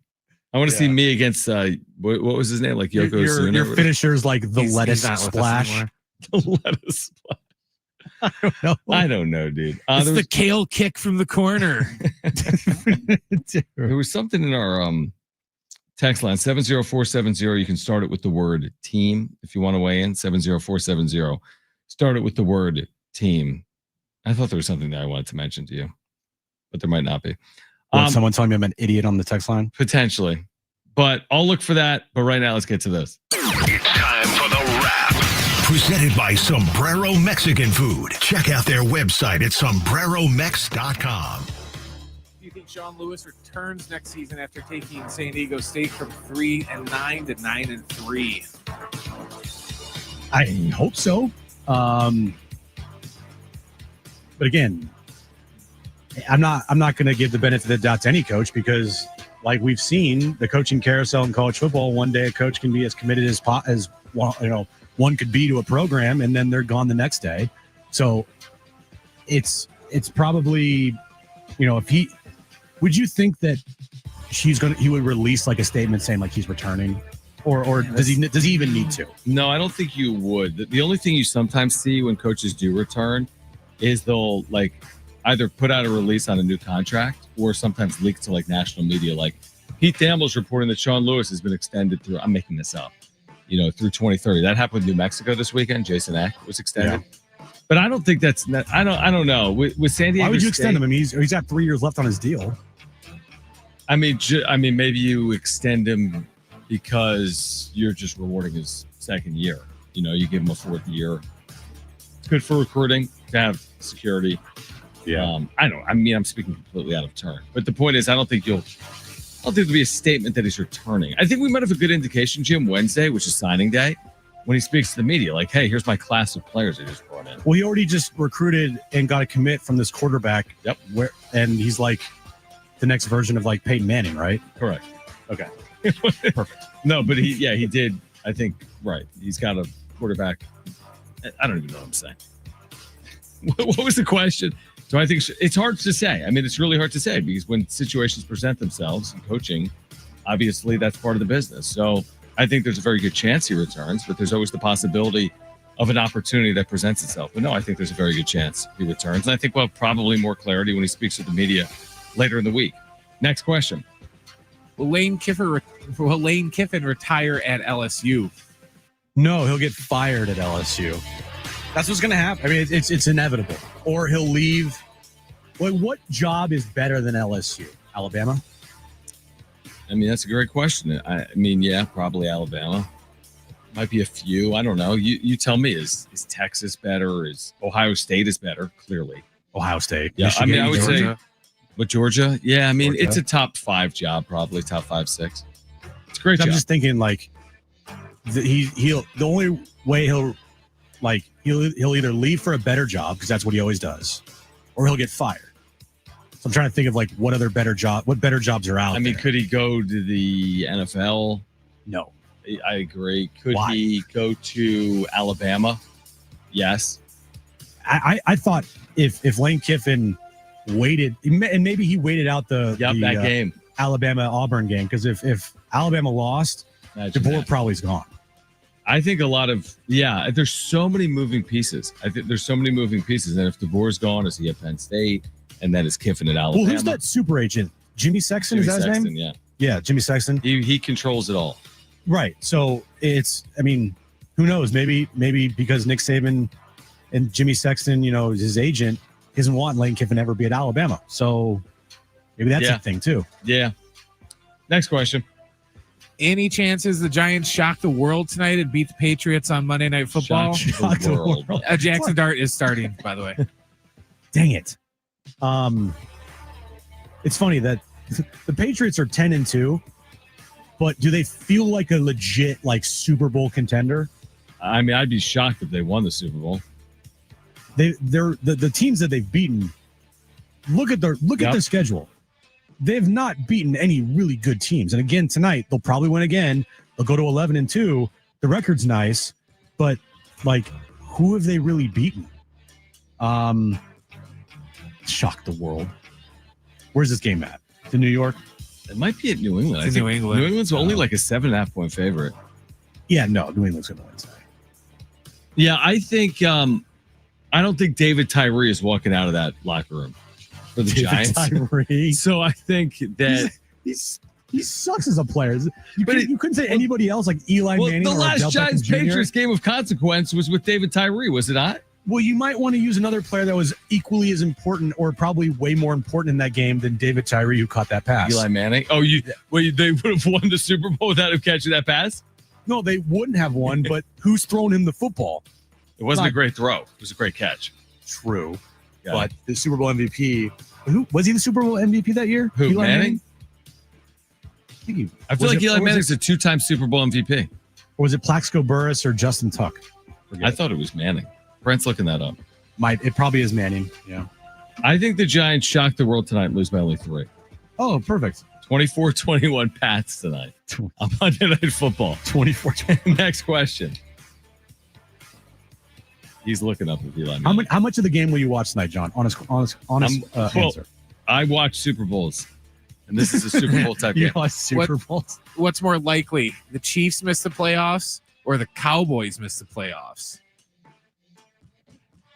More likely. Good question. Isn't that a good question? I'll go with the Cowboys. I'm not going to bury Mahomes and the Chiefs yet because they can rip off 5 in a row. But they're still alive, so I have to give them the benefit of the doubt. So I'll go with the Cowboys. I agree because Cowboys this week are at the Lions, which again is not like some guarantee that Detroit's going to win, but I'll give the Cowboys maybe more of the benefit of the doubt if they take the show on the road this upcoming week and beat Detroit. But the Cowboys are playing good football right now. I think one thing that's going to help the Cowboys is that tie. Because people keep forgetting about it. But, we always make fun of teams when they tie, but the tie is better than a loss. So one less loss. Oh, and stupid. Giants Super Bowl MVPs, they've only had 3. Eli won it twice, then Otis Anderson and Phil Simms. Okay, so Eli did win it, the 2 Super Bowls the Giants won here in recent memory. Is he eligible yet for the Hall? Yeah, he's in this round. Okay, interesting. He's an interesting case. Man, we're real up to date on that.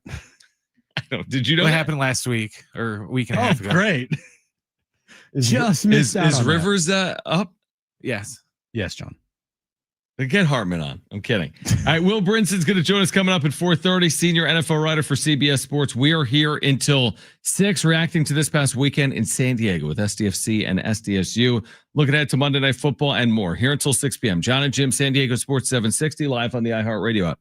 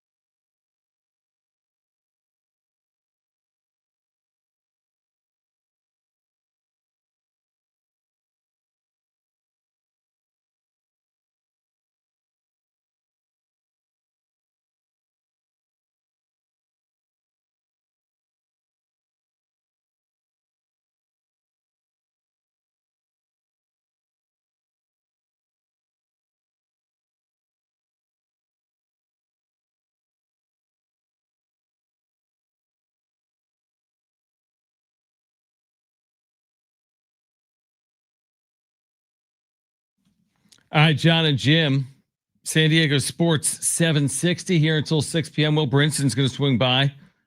Get you ready for tonight's showdown, Monday Night Football. He'll join us coming up at 4:30. I had something for you. Oh, yeah, you mentioned in your update, you said that Lane Kiffin called it today when he was introduced at LSU his dream job.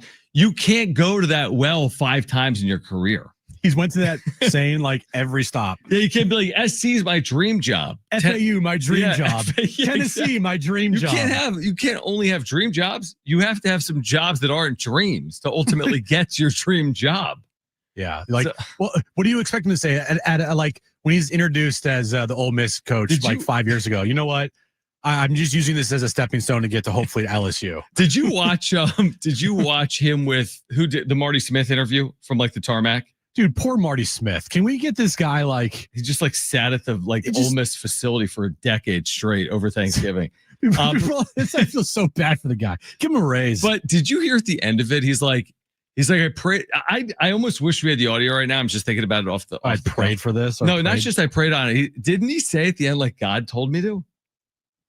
I'll be honest with you. I tapped out after like 90 seconds of listening to it. I'm like, it's just so insincere when I don't know. He is the most insincere person in college athletics. Why did it play out over 4 weeks? There was so much drama. Lane Kiffin. It's Lane Kiffin. What do you expect?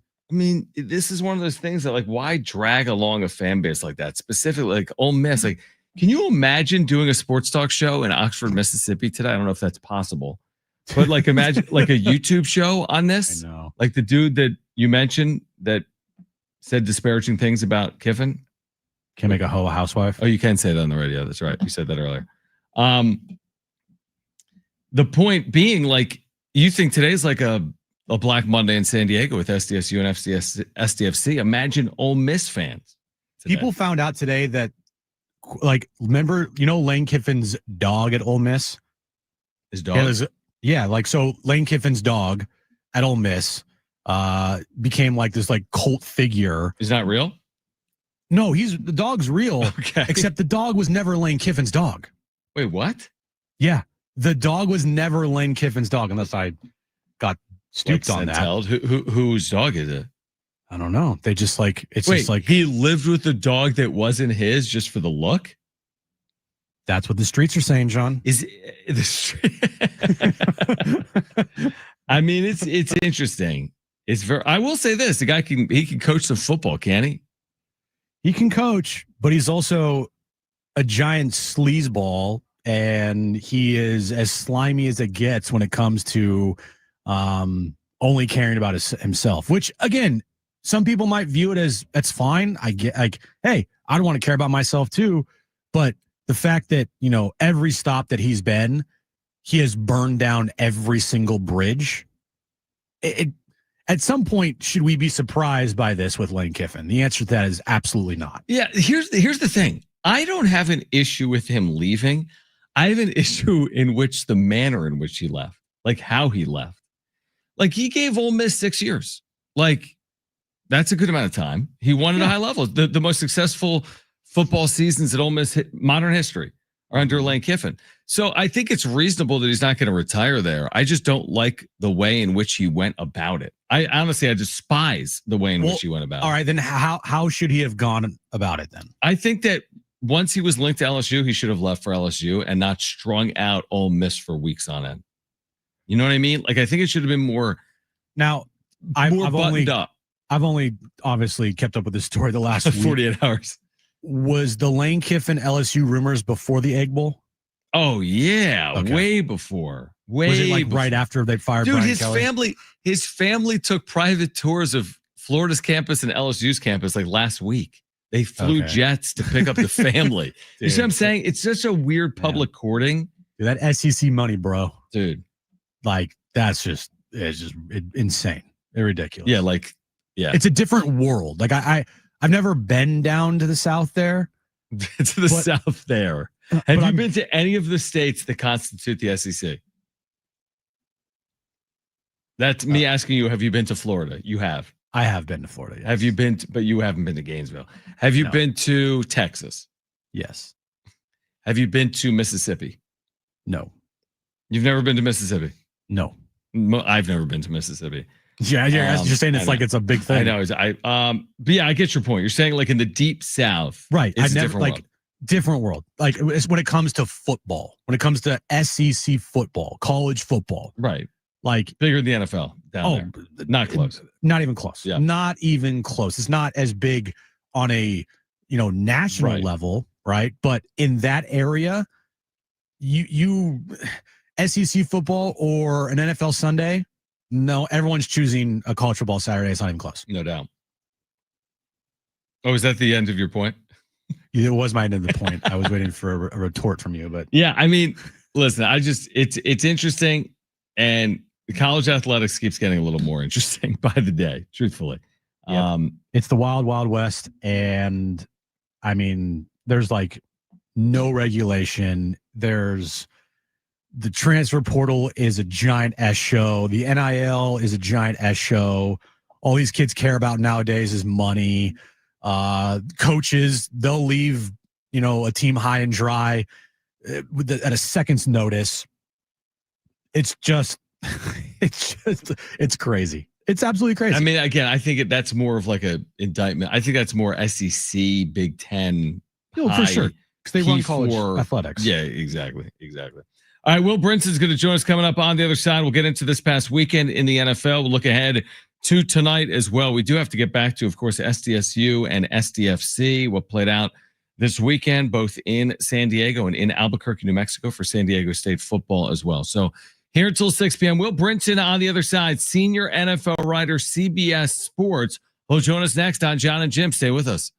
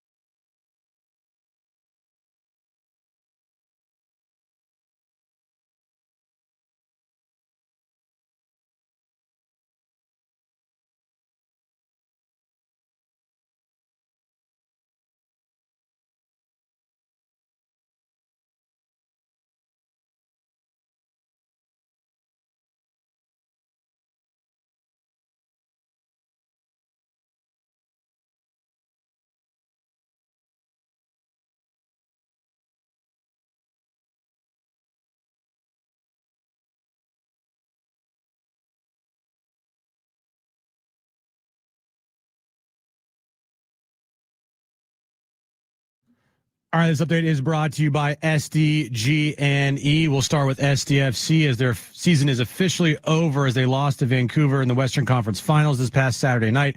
The MLS Cup is set. It'll be Vancouver versus Miami. The Mountain West title game is also set. It will not feature San Diego State. Boise State and UNLV will face off in Boise once again in the title game.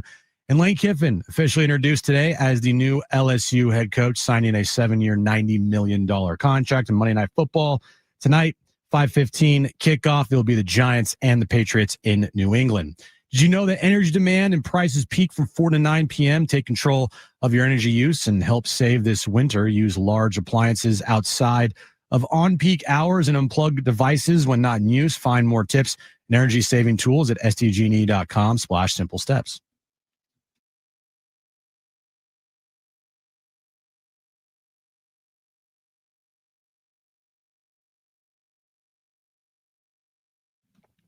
All right, Will Brinson's going to join us momentarily as we're getting ready for Giants and Patriots.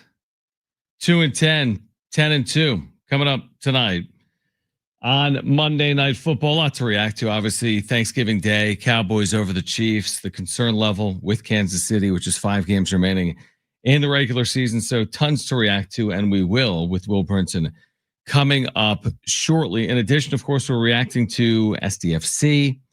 I saw there was something from Chucky today that said he wants to be back. I didn't realize there was a scenario where he wouldn't be back because I thought he was under contract. But I guess that's been a talking point. Like, will Chucky be back with SDFC in 2026? Had the only goal, by the way, in that loss the other day. So we can share some of that audio with you coming up in the 5 o'clock hour. And then again, SDSU, we're waiting on their bowl game because, again, Mountain West Championship is going to be Boise State and UNLV for a 3rd consecutive year. And again, could I get mad at the computers? Yeah, I could. But, you know, again, San Diego State, if they won at New Mexico, they'd be in the Mountain West Championship game. So it's kind of hard to get mad at computers. So it'll be Boise State and UNLV coming up on Friday night in the Mountain West. All right. So are you texting Will? Is that what's happening right now? I am, yes. And is he texting you back? Yeah. And is he saying he'll call in? He said he'll call in, yes. So what is it? When we call Will, it doesn't work or whatever because he has us blocked? No, he just blocks, what's it called? iHeartRadio? Blocked numbers. Because we have, for some reason. Oh, gotcha. Yeah. I gotcha. Yeah. So we're a block number. Will's calling in now. He was texting with his kid. Oh, he was texting with his kid. Kids. So texting with his kid's more important than coming on our show. I see how it is. Will. All right. We've got him right now. Will Brinson, senior NFL writer, CBS Sports, back with us right now on Jon and Jim. Will, we always appreciate you taking time for us. We're discussing obviously what's going to play out here tonight between the Patriots and the Giants. Obviously, the Patriots are a pretty heavy favorite at home. I guess the 30,000-foot question, like, how has Mike Vrabel been able to do this? I know the schedule hasn't been the toughest, but they're 10-2. How have they done it so quickly? Yeah, I mean, the schedule is like their schedule is as soft as it gets, and I'm not taking away from the Patriots, but I do think that you know, if they were playing a harder schedule, we'd be. I mean, I think they played. It might be like one playoff team and some Bills. I mean, they beat the Bills. Look, they're going to win the division in Mike Vrabel's first year and Drake May's second year. Drake May leads the NFL in passing yards and completion percentage. I mean, this, you know, I'm not taking away from the Patriots at all because I do think Vrabel has gone in there and just changed a lot of things. And essentially, he hasn't rebooted it to what Bill Belichick did there. But he has taken and Vrabel was awesome in Tennessee, you know, with Ryan Tannehill and, you know, basically AJ Brown and Derrick Henry in a kind of a no-name defense. He had the Titans as the #1 seed in the AFC. Like, that's kind of insane when you just say it out loud. Like, Ryan Tannehill, #1 seed in the AFC. I think it's taking all the lessons he learned from Bill Belichick as a coach there, taking his own personality, and then finding an identity for this team, you know, which starts with running the ball well. And they've done a pretty good job of that. Obviously, they can throw the ball vertically down the field really well, too. and it's stopping the run. Now, Milton Williams is out tonight. He's on IR. But, I mean, what a great signing by the Patriots this offseason. Christian Barmore's been great. Their defense has just played to the kind of level we saw from Vrabel's Titans teams where, you didn't really look at the defense and think, this is going to be an elite defense. But they play really good football. And then, you're getting the most out of Drake May. You bring Josh McDaniels back. He gets to coach another generational quarterback. Travion Henderson, who looks like a budding superstar. You bring in Stephon Diggs, which, brings some eyebrows at the time, but I think it's like bringing the right pieces in at the right time, and also just having a coach that kind of creates this culture and knows how to win. And that's why Vrabel was so highly sought after last offseason. The Jets tried to get him, and he decided to go with the Patriots. It just looks like I'm not going to say it's like Belichick 2.0 because that's just unlikely that anybody does that. But it does look like Mike Vrabel is doing what he did in Tennessee with a higher end quarterback, a franchise quarterback, and pieces already in place. So it does seem sustainable even with the easy schedule. So on the flip side, the NFC, Will, you got the Chicago Bears in first place in the NFC. Are you bought into the Bears, or do you have to see what they do against the Packers twice here, the Niners and the Lions to finish up the season before maybe you can be potentially all in with the Bears?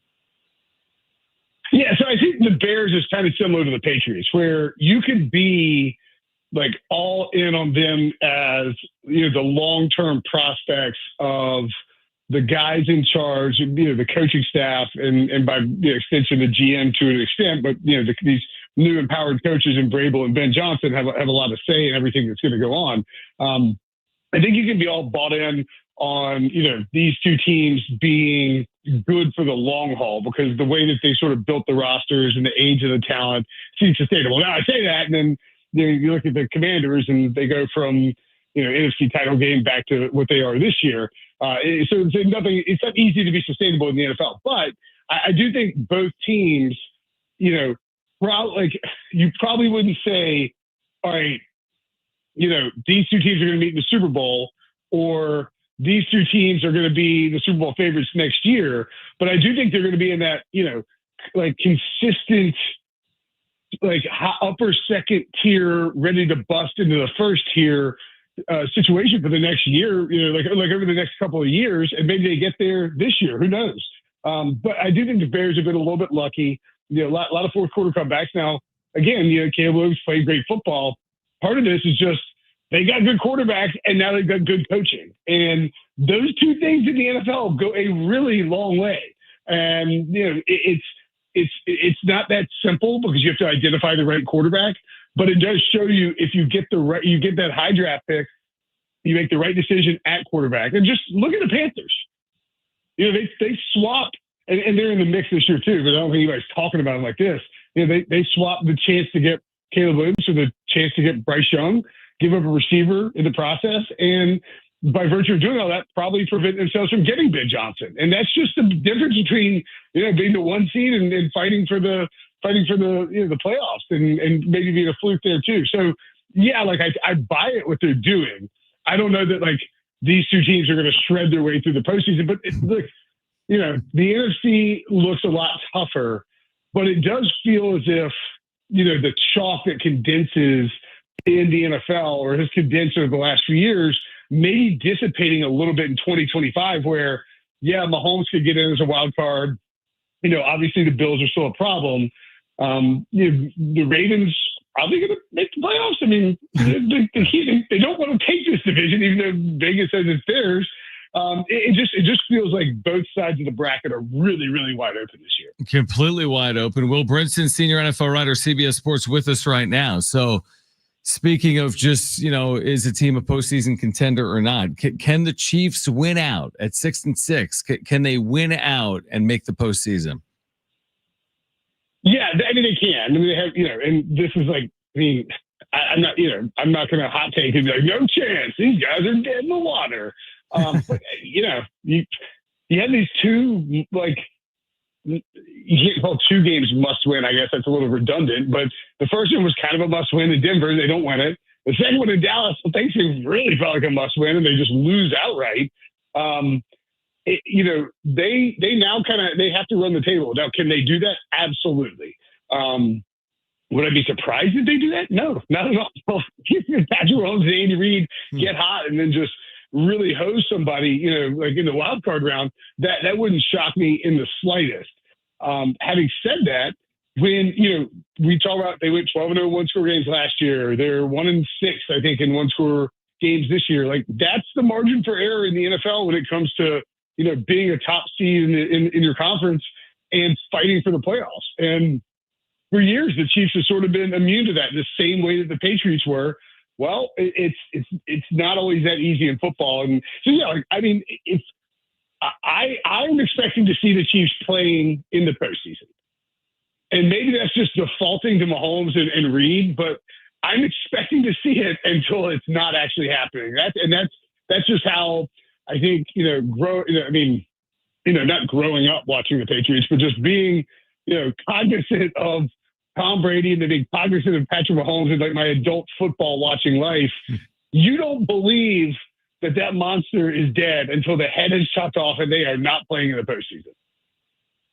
Yeah, exactly. It's like until they're officially eliminated, you have to give them the benefit of the doubt until proven otherwise. The Broncos, I feel like if you want to be entertained, you watch a Denver Broncos game because every single one of these games that they play comes down to like the final possession.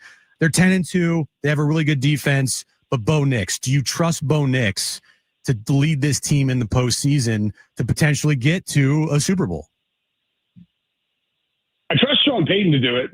And I think he does a really good job calling plays. Bo Nix, you saw that like falling to the ground sidearm pass for the touchdown last night that shows the upside that he's got. And I do really think when you watch him play, not that he's Drew Brees by any stretch, but that he is a great fit in the Sean Payton offense and probably even though he's kind of older, will continue to grow in that offense. Now, at the same time, if the chips are down and we've got Josh Allen against Bo Nix, even with a bad Bills defense, or Bills defense, it's like good some weeks, like every 4 weeks, the Bills defense is really good. And then the rest of the time they kind of get shredded. If we got Josh Allen against Bo Nix, I'm probably picking Josh Allen just because of the gravity of the situation. But remember, Bo Nix played in the playoff game last year. So, he's been there, he's experienced it. I think he'll be more prepared this time around. It's just so wide open where, the Bengals aren't out of it with the 4 seed, right? Right. The Steelers and the Ravens don't want to steal that division. I mean, it feels like in a year where the top, like the Lions aren't trustworthy, the Eagles aren't trustworthy, even the Rams, the best team in football, were, so they go and lose to the Panthers, right? It's like the Chiefs are out of the playoffs right now. The Ravens cannot seem to really get it together. The Bills always have issues on defense. It just feels like there's going to be some chaos in the playoffs, and we might get some kind of weird matchup in the Super Bowl. Bring it on. That sounds exciting to me. We've seen it. I guess that's my way of saying that. No, I don't necessarily trust Bo Nix to go out and do that, but I think that Bo Nix has shown that he can play and get hot enough for a stretch where if he ripped off a couple of great games in the postseason with Sean Payton calling plays and that Denver defense, they did it with a broken Peyton Manning and Brock Osweiler in 2015. Right. I don't think it's like that far out of the realm of the possibility. All right. Well, we'll stay tuned. Obviously, as we head towards the stretch run here in the NFL, Will, we appreciate you taking time for us. We will do it again next Monday. And thanks for hopping on. All right, boys. Talk to you next week.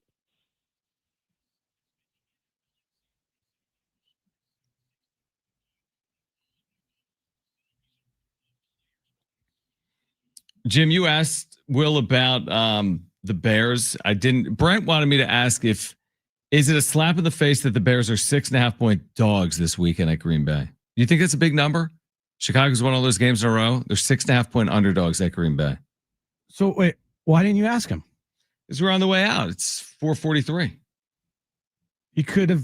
I mean, we've gone past the clock. Well, I didn't find it to be like hey, America needs to know if it's a slap in the face to the Bears that they're 6.5-point underdogs. Okay. So I'm asking you, do you think it's a big number? I wish you would have asked our NFL insider that. Text him.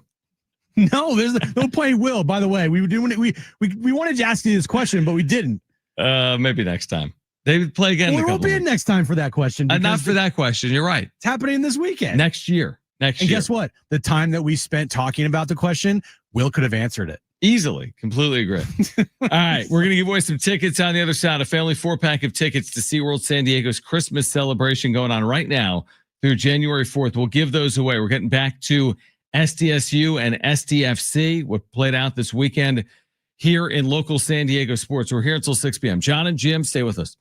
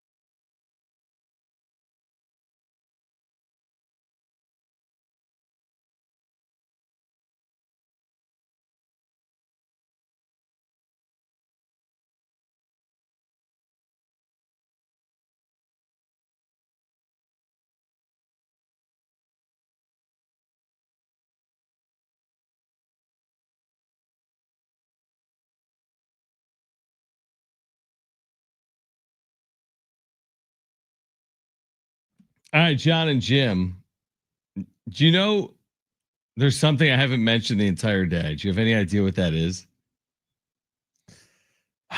What have you not mentioned the entire day? I don't know. What is it? The net. Oh, oh boy. Well, I'm guessing you haven't mentioned it because San Diego State's net ranking's not great. That's accurate. And because I know you're not going to want to break down the net for 9 minutes. I did see net rankings came out today, and there's some crazy net rankings out there because of how few games have been played so far. Early, yeah. I mean, San Diego State's at 123, which again makes sense because they lost at home to Troy and they lost 2 out of 3 in Vegas. Oregon's like in the 190s. Oregon's near 200, yeah. So give it's me like a random team with a high net ranking that should not be there. That's hilarious. I don't have it in front of me. Yes, I do. Of course you do. It's only do you think at the end of the year Yale is going to be a top 25 team? Because right now Yale's at the top 25 of the net. Probably you not. know, do you see Tulsa at 27th best college basketball team in America? I don't. Or Santa Clara, who's supposed to be, but so the net rankings came out today, and you just didn't decide to lead with that. I'm no. Here's the thing: a couple of years ago, they came out a lot later, and San Diego State was in the 1-teens, 2021, and then they got red hot and played really well, and they weren't even like on the bubble. So I'm not going to overly concern myself with it right now. What I think, if I'm Brian Dutcher or these players, you just got to worry about playing better. You know, if San Diego State was like a top 15 net, I'm spending 4 hours on it. No, longer than that. That's right. Probably. I'm going 4 hours free. plus. You're going 4 hours and then an extra hour after. There was a year, I think, when it debuted, they were number 1. It's like 2020 with Malachi Flynn. Yeah, they were like number 1. So again, would I prefer them be higher than 123? Yes, but do I recognize that they've lost at home to Troy and they're 3-3 overall. So I wasn't expecting them to be really higher than this. I really wasn't. So now I'm curious to see kind of where they go. I don't know how much of the games in Vegas you watched, but obviously the Michigan game did not go well, but I didn't know Michigan was like the 17 Warriors. They're better than that. They're right? like, they were blowing teams out by 50. They would beat the Globetrotters by like 45. The Globetrotters in their heyday. So there was the Michigan game, okay, but then they bounced back and they beat Oregon by 20, which I thought was encouraging. And then they led in the second half with 10 minutes to play against Baylor, and then they lost by 10. Yeah, that game kind of got away from them in the second half. Yeah, they didn't play well down the stretch in that game. So I don't, we'll see. They play again Wednesday night against the team that's 73rd in the net. Utah Valley's 73rd. Well, from the start of the Aztec season, would you agree they got some work to do? Oh, absolutely. They've work to do. Yeah, they got some work to do. And I think for anybody, myself maybe included, that thought that this team was not going to just walk their way through the Mountain West Conference because everyone picked them to win the Mountain West Conference. They have all these returning players. They have, very deep roster. I think we have to take a step back and realize that this is probably going to be a grind. Potentially could be a grind. They have the talent to do it. Can they get together and can they find the right recipe with the talent they have on this roster to put together a string of, consecutive win after consecutive win after consecutive win and really get on a roll here? So far, it's been difficult for them, but they've also played some tough opponents. The Troy game, that was a bad loss at home. Michigan, shoot, they could win the national championship this year. They're that good. Baylor, we'll see, but so far it feels like they're going to have some work to do. Yeah, I mean the one thing that I don't know if we're fully taking into account is that you got huge pieces coming off significant injuries. Now I did the whole on paper game. Oh, Reese Waters is back. Just plug him right in. Well, he missed a year with a foot injury and had an Oregon game where he was incredible. But to ask these players to be who they were before the injuries, they're kind of ramping up. Magoon Guath had to play 3 games in 3 days. He's 8 months removed from major knee surgery. He's only played 4 games this year. Again, we all expected him to be mid-season form right away, and I don't think that was very realistic or fair, truthfully. So I want to see what they look like as they really get going. And that starts this month, this month in December, beginning Wednesday night against a Utah Valley team that, again, is top 75 right now in the net. So I want to see them get going. They're fully capable of getting going. And I'm curious to see what it's going to look like as they get, more, I don't know, just more into their rotations and more aware of like how they're going to use their depth. Like I still feel like that's obviously a work in progress because there's so many pieces and some of these guys are coming off injury. I'll tell you one player that has been unbelievable is LZ Harrington. Oh my gosh. The true freshman point guard. Do you know what he's shot from 3 this year, Jim? I'm going to guess in the 40%. How about 91%? 91? Is that good? He's like, hey, Steph, hold my basketball. Jeez, 91%. He's 10 of 11 from beyond the arc so far this year. 90, like 9-1? 9-1. He's shooting 90. Now, I don't know if that's going to maintain. I don't know if he's going to shoot under 91%, but he has been incredible. They got great pieces. Let's just watch them settle into this year is my point. Let's just let that happen. 91%? But if he shoots 91% this year, it's going to be a very good year. He needs to be shooting like 13 threes per game. He's got to make 12 out of every 13. It's going to be amazing if he shoots 91% this year. That'd be like a record, right? I think it would. Yeah. All right. Call right now if you want a family 4-pack of tickets to SeaWorld San Diego's Christmas celebration. Twinkling Lights meet Ocean Delights November 14th. That's now. Through January 4th, you can experience the magic of the season, meet incredible animals like belugas, penguins, and sea otters.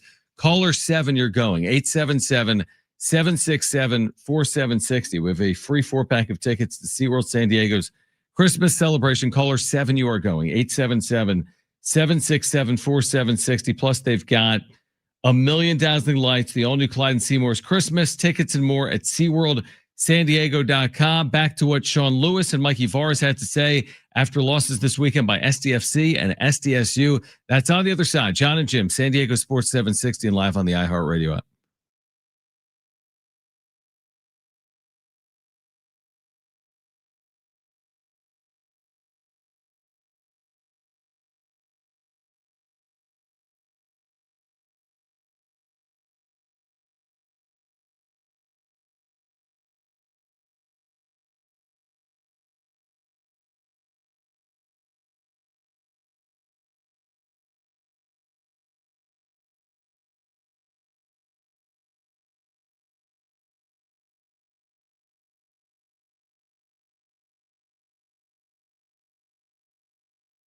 All right, guys, it is Schaefer, and there is no better time than now to get down to your local Toyota dealer. New vehicles arriving daily, including the most popular cars, trucks, and SUVs. Whatever kind of vehicle you're looking for, hurry into your Toyota dealer today, or make sure to head to Toyota.com. If you're looking for a great deal on a new Toyota, there you can check out all the latest offers, search inventory. Finding the Toyota that's just right for you starts at Toyota.com. Toyota's Beyond Zero lineup of electrified vehicles helps to create a greener planet. Toyota's Beyond Zero lineup supports a greener planet with a wide range of electrified vehicles, including hybrids, plug-in hybrids, and fully electric vehicles, or take each day further than you thought possible. And a new Camry with its stylish looks that'll make an impression wherever you go. See your Toyota dealer today and discover what makes Camry legendary. There's no better time than now to get to your local Toyota dealer. Get your local Toyota dealer today or Toyota.com. That's Toyota.com. Your Toyota dealers, we make it easy.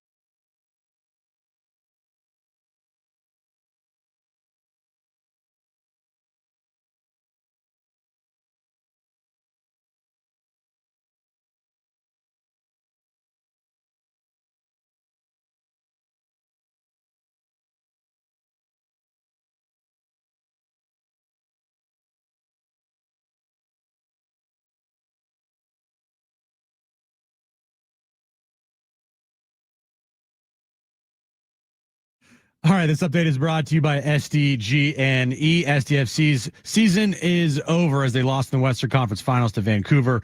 Vancouver will now take on Miami in the MLS Cup Final. The Mountain West title game will not feature San Diego State. Once again, it'll be Boise State and UNLV. They'll play in the title game in Boise, of course. Lane Kiffin officially introduced today as LSU's new head coach, signing a 7-year, $90 million contract. Monday Night Football, about 15 minutes away from kickoff in New England as the Patriots host the Giants. Tonight, we have Lakers basketball on the station as they take on the Phoenix Suns, 7 p.m. tip time. You can listen to that game right here on San Diego Sports 760. Did you know that energy demand and prices peak from 4 to 9 p.m.? Take control of your energy use and help save this winter. Use large appliances outside of on-peak hours and unplug devices when not in use. Find more tips and energy-saving tools at sdgne.com/simple steps. It's Jon and Jim. Let's face it, in your particular field, you're the top minds. Your favorite pair. Interesting job you guys have. Very smart and very modern. They are Jon and Jim. That's all you need to know about me. Time to pick up the pieces after the long weekend. A rough weekend for the Scarlet and Black. New Mexico wins it 23-17. Plus, the SDFC Magic Ride ends. But what a season. Baja Cup, check. CONCACAF Champions berth, check. Western Conference title year 1, check. All the expansion records except getting to the MLS Cup final, check, check, check. And a full NFL weekend as well. Now from the studios of San Diego Sports 760, it's Jon and Jim. All right, San Diego and Southern California, what's going on? This is the final hour of Jon and Jim, man. This is just flying by this Monday afternoon here in America's finest city. We're going to hear from... I can't even. Man, well, can I... Do it. No, I can't. Do it. Do you know what I'm about to say? I don't know what you're about to say. Well, but just Brett, do it. I was about to tell our listeners about what I'm going to be experiencing tomorrow. Why wouldn't you say that on the radio? Because it's not like, it's one of those things you don't really talk about like around like the dinner room table. Or the John's missing the table. show tomorrow because he's getting the colonoscopy. Correct. That's exactly right. I'm having a colonoscopy tomorrow, which I've kind of put off. You're supposed to have it when you turn 45. I'm looking at you, Brent. Okay? Because we're both 45. But I turned 45 like half a year ago. I'm like, I mean, nobody's like, let's get it done, boy. Like, it's not one of those things you're like excited Let's get this thing about. going, man. I need to get my colonoscopy. Right. So, and here's the thing for anyone that's ever had one.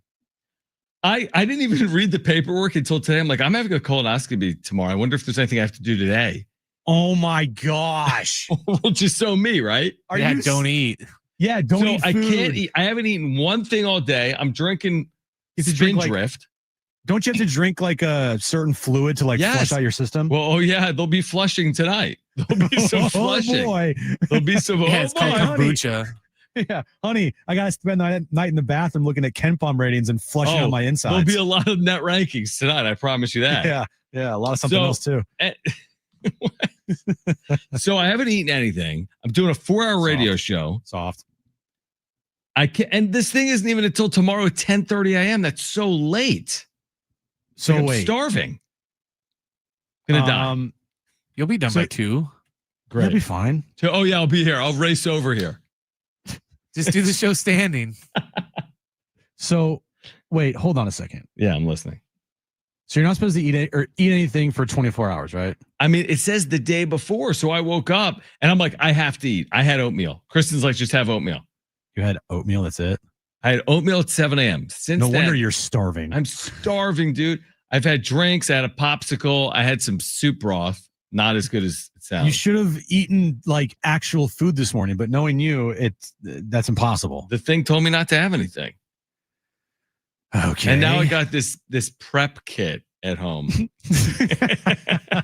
Wait, hold on. What do you have to do to prep yourself besides like you mix in some thing, blow out your insides? Well, as I'm saying, you drink something and then after you drink it, you just like explode everywhere. I don't know if you explode everywhere. But again, this is one of those things. It's like that part in Dumb and Dumber, Jim. John has no idea what that is. I know. Is that me? Is that about me and Jim? No, it's about, well, yeah, the show could be called Dumb and Dumber. There's a scene in Dumb and Dumber when he's in the bathroom and he's just like blowing the bathroom up. Well, I guess my point is, listen, I'm all for having colonoscopies. As in, I'm all for knowing beforehand is the problem. Yeah, I'm all for taking care of one's body. And like, again, this is the type of thing that you should do if you're a male in your 40s or your 50s, mid 40s or later. I'm talking to some of you guys driving home right now. I know it's one of those things we all put off, including myself, but I'm like, I got to do it because you just got to do it, bro. But couldn't they have a better, isn't there a better system in 2025? Can't they like draw my blood? No, John, they need to go up there and they need to just like circle around and then you see what's going on. I don't think they circle around. I don't think that's part of the. I've never had one. I'm only 36 years old. But are you like going under? Like, what's the? Yeah, I mean, I'm going under. So you're not going to. This is not a procedure where you're awake. You don't want to be awake for a colonoscopy. You don't want to see what's happening. No, this isn't one of those like.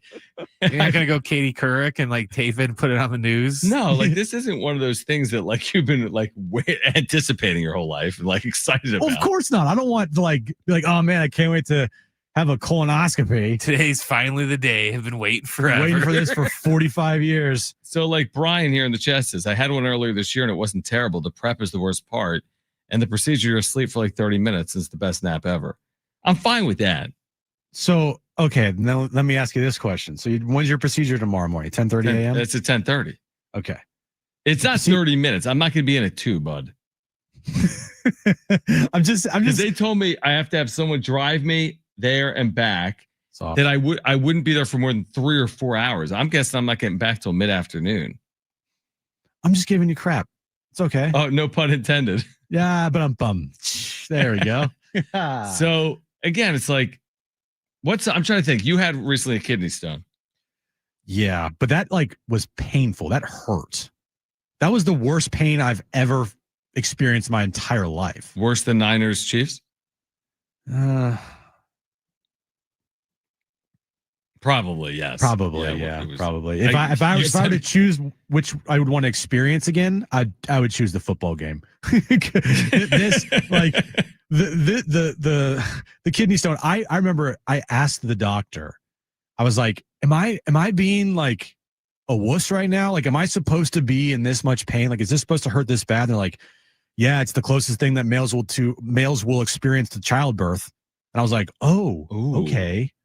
Well, so I'm not like far off to say this is as awful as it is, right? She's like, yeah, no, this is bad. Then I'm trying to think then. That means if men were the ones that got pregnant and had kids, would there be any kids? No, there wouldn't. We would all suffer and crumble and die. We are so soft. Women are the strongest human beings on the planet. Wait, what is this? We'll go to Dan wants to weigh in on my colonoscopy, I think. But Steven says, you can say that, John. You can say, John, you can say it. He says he submits a stool sample each year. You don't need a colonoscopy. I don't know if that's proven to be factual or not. When you submit, where do you go? You go online, like stoolsample.com and just submit. Yeah, someone can study your poop. The guy said he was a doctor. Right, exactly. And here's my poop. All right, good. Let's go to the phones because nothing is more important than going to the phones when you're discussing something like this. 877-767-4760. Dan, thanks for calling in, man. You're on with Jon and Jim. Yeah, what are your colonoscopy stories? We want to hear them. Yeah, I don't know if you're going to be able to make the Aztec game in a couple of days after that one. Why do you say that? I'll be fine Wednesday. Don't scare me. Oh, don't do this. Don't do this. You're going to scare them. No, they got the little that little color guard guy, the little box that walks around. Maybe you don't qualify for that. Oh, like Cola Guard? I know what you're talking about. The little box that walks around. Wow. I mean, I do you trust that? It says at the bottom, thank you. It says like accurate 42% of the time. I'm like, it's not good enough. Would you, because in the chat, Steven says that you can mail in your poop. Would you do that? Under no scenario.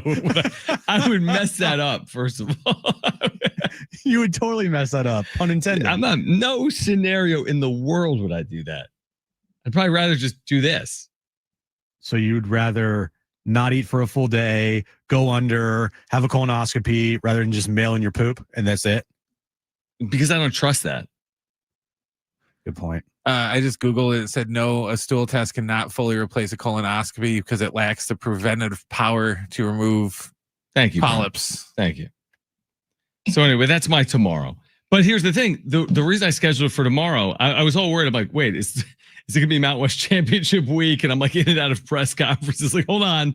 I'll be back in 4 hours. I got to go relieve myself. But it kind of works out because I always said, you know my fall, dude. I've been running from one thing to the next. So I'm like, I got to get it for you right now. Yeah, I had to get it done. I'm like, you know what? Why don't I just take a day to get a colonoscopy? Just take a day. Then I'll prepare for San Diego State, Utah Valley on Wednesday night.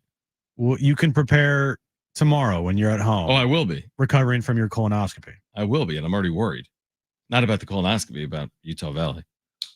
You know, so. When's the last time you were put under sleep? Like for a procedure? You know me. I have some things. You have some things. Did your kit come with a donut? Excuse me? You know, not the kind you eat, the kind you sit on. To like help you like relieve all of your, you know what? Soreness. Dude, I don't want to do this. I told Kristen, I'm like, I'm out. She's like, no, you have to do it. I'm like, I'm done. I'd rather have a bagel right now. Like, she's going to have to drive you there. But I'm serious. First of all, who am I to be complaining to my wife, by the way? Right. Yeah, you should not be complaining to her. Yeah. She's the real MVP here. She's been going through a lot. My wife's going through a lot more than I am. But you know me, I'm so soft. If I was dealing with what Kristen is dealing with, you'd be dead. It would be the gym show because I would literally be gone. Yeah, you would not survive what Kristen's going through. Correct. So anyway, I guess don't pray for me. Then you're right. It's just a colonoscopy. It's fine, dude. You're gonna be okay. I mean, what's the worst that could happen? Famous last words. Yeah. When's the last time you went under? For my kidney stone. They put you under? Oh, because they take the kidney stone out. No, because they had to put a stent inside of my bladder to help relieve the kidney stone and like relieve all the toxins. And so I was like, I had like emergency surgery. They put me under. Yeah, that was a disaster. It's like 5 a.m. in the morning. I'm signing these random like papers to okay them to put me under to like do surgery on me. And I'm like, what's happening? I'm under like heavy drugs, heavy medication. I wake up. I think I sent you a picture. I was like, I'm dead. And that was the last time. And the stint was actually more painful at times than the freaking kidney stone. Have you followed up with whatever they said don't do? Like don't to do. Remember what I said? I was like, yeah, I'm not gonna drink soda ever again. And then like 2 days later, you brought a Coke in. I'm like, I'm drinking so much soda. I'm such an idiot. You are an idiot. And I know your last week over Thanksgiving. My last week is going to give me a kidney stone in like a heartbeat. How much weight have you gained the last week? I'm serious when I ask that. Anything? Like seriously? Like maybe 3 or 4 pounds or no? Yeah, probably like 2, 3, 4 pounds. My diet has consisted of Wawa, pizza, bagels, and tasty cakes. You've had tasty cakes? I've never had a tasty cake before in my life. The first ever tourist in Philadelphia. And now I can't stop eating them, and that's a problem. I've had the crimpets. Have you ever had the crimpet ones? Yeah, with like the white top. Yeah, Aaron was like, I used to have these as a kid all the time. I'm like, what are these? I tried it. Oh, that was a big mistake. Because you love them. Because I absolutely love them. They're amazing. I need a daily photo of you sent just so I can see your body change over this trip to Philadelphia. Yeah, it's all right. Yeah. Let's get back to SDSU and SDFC. We'll hear from Mikey Varis and Sean Lewis on the other side. We are here until 6 p.m. Jon Jim, San Diego Sports 760 live from the colonoscopy talk.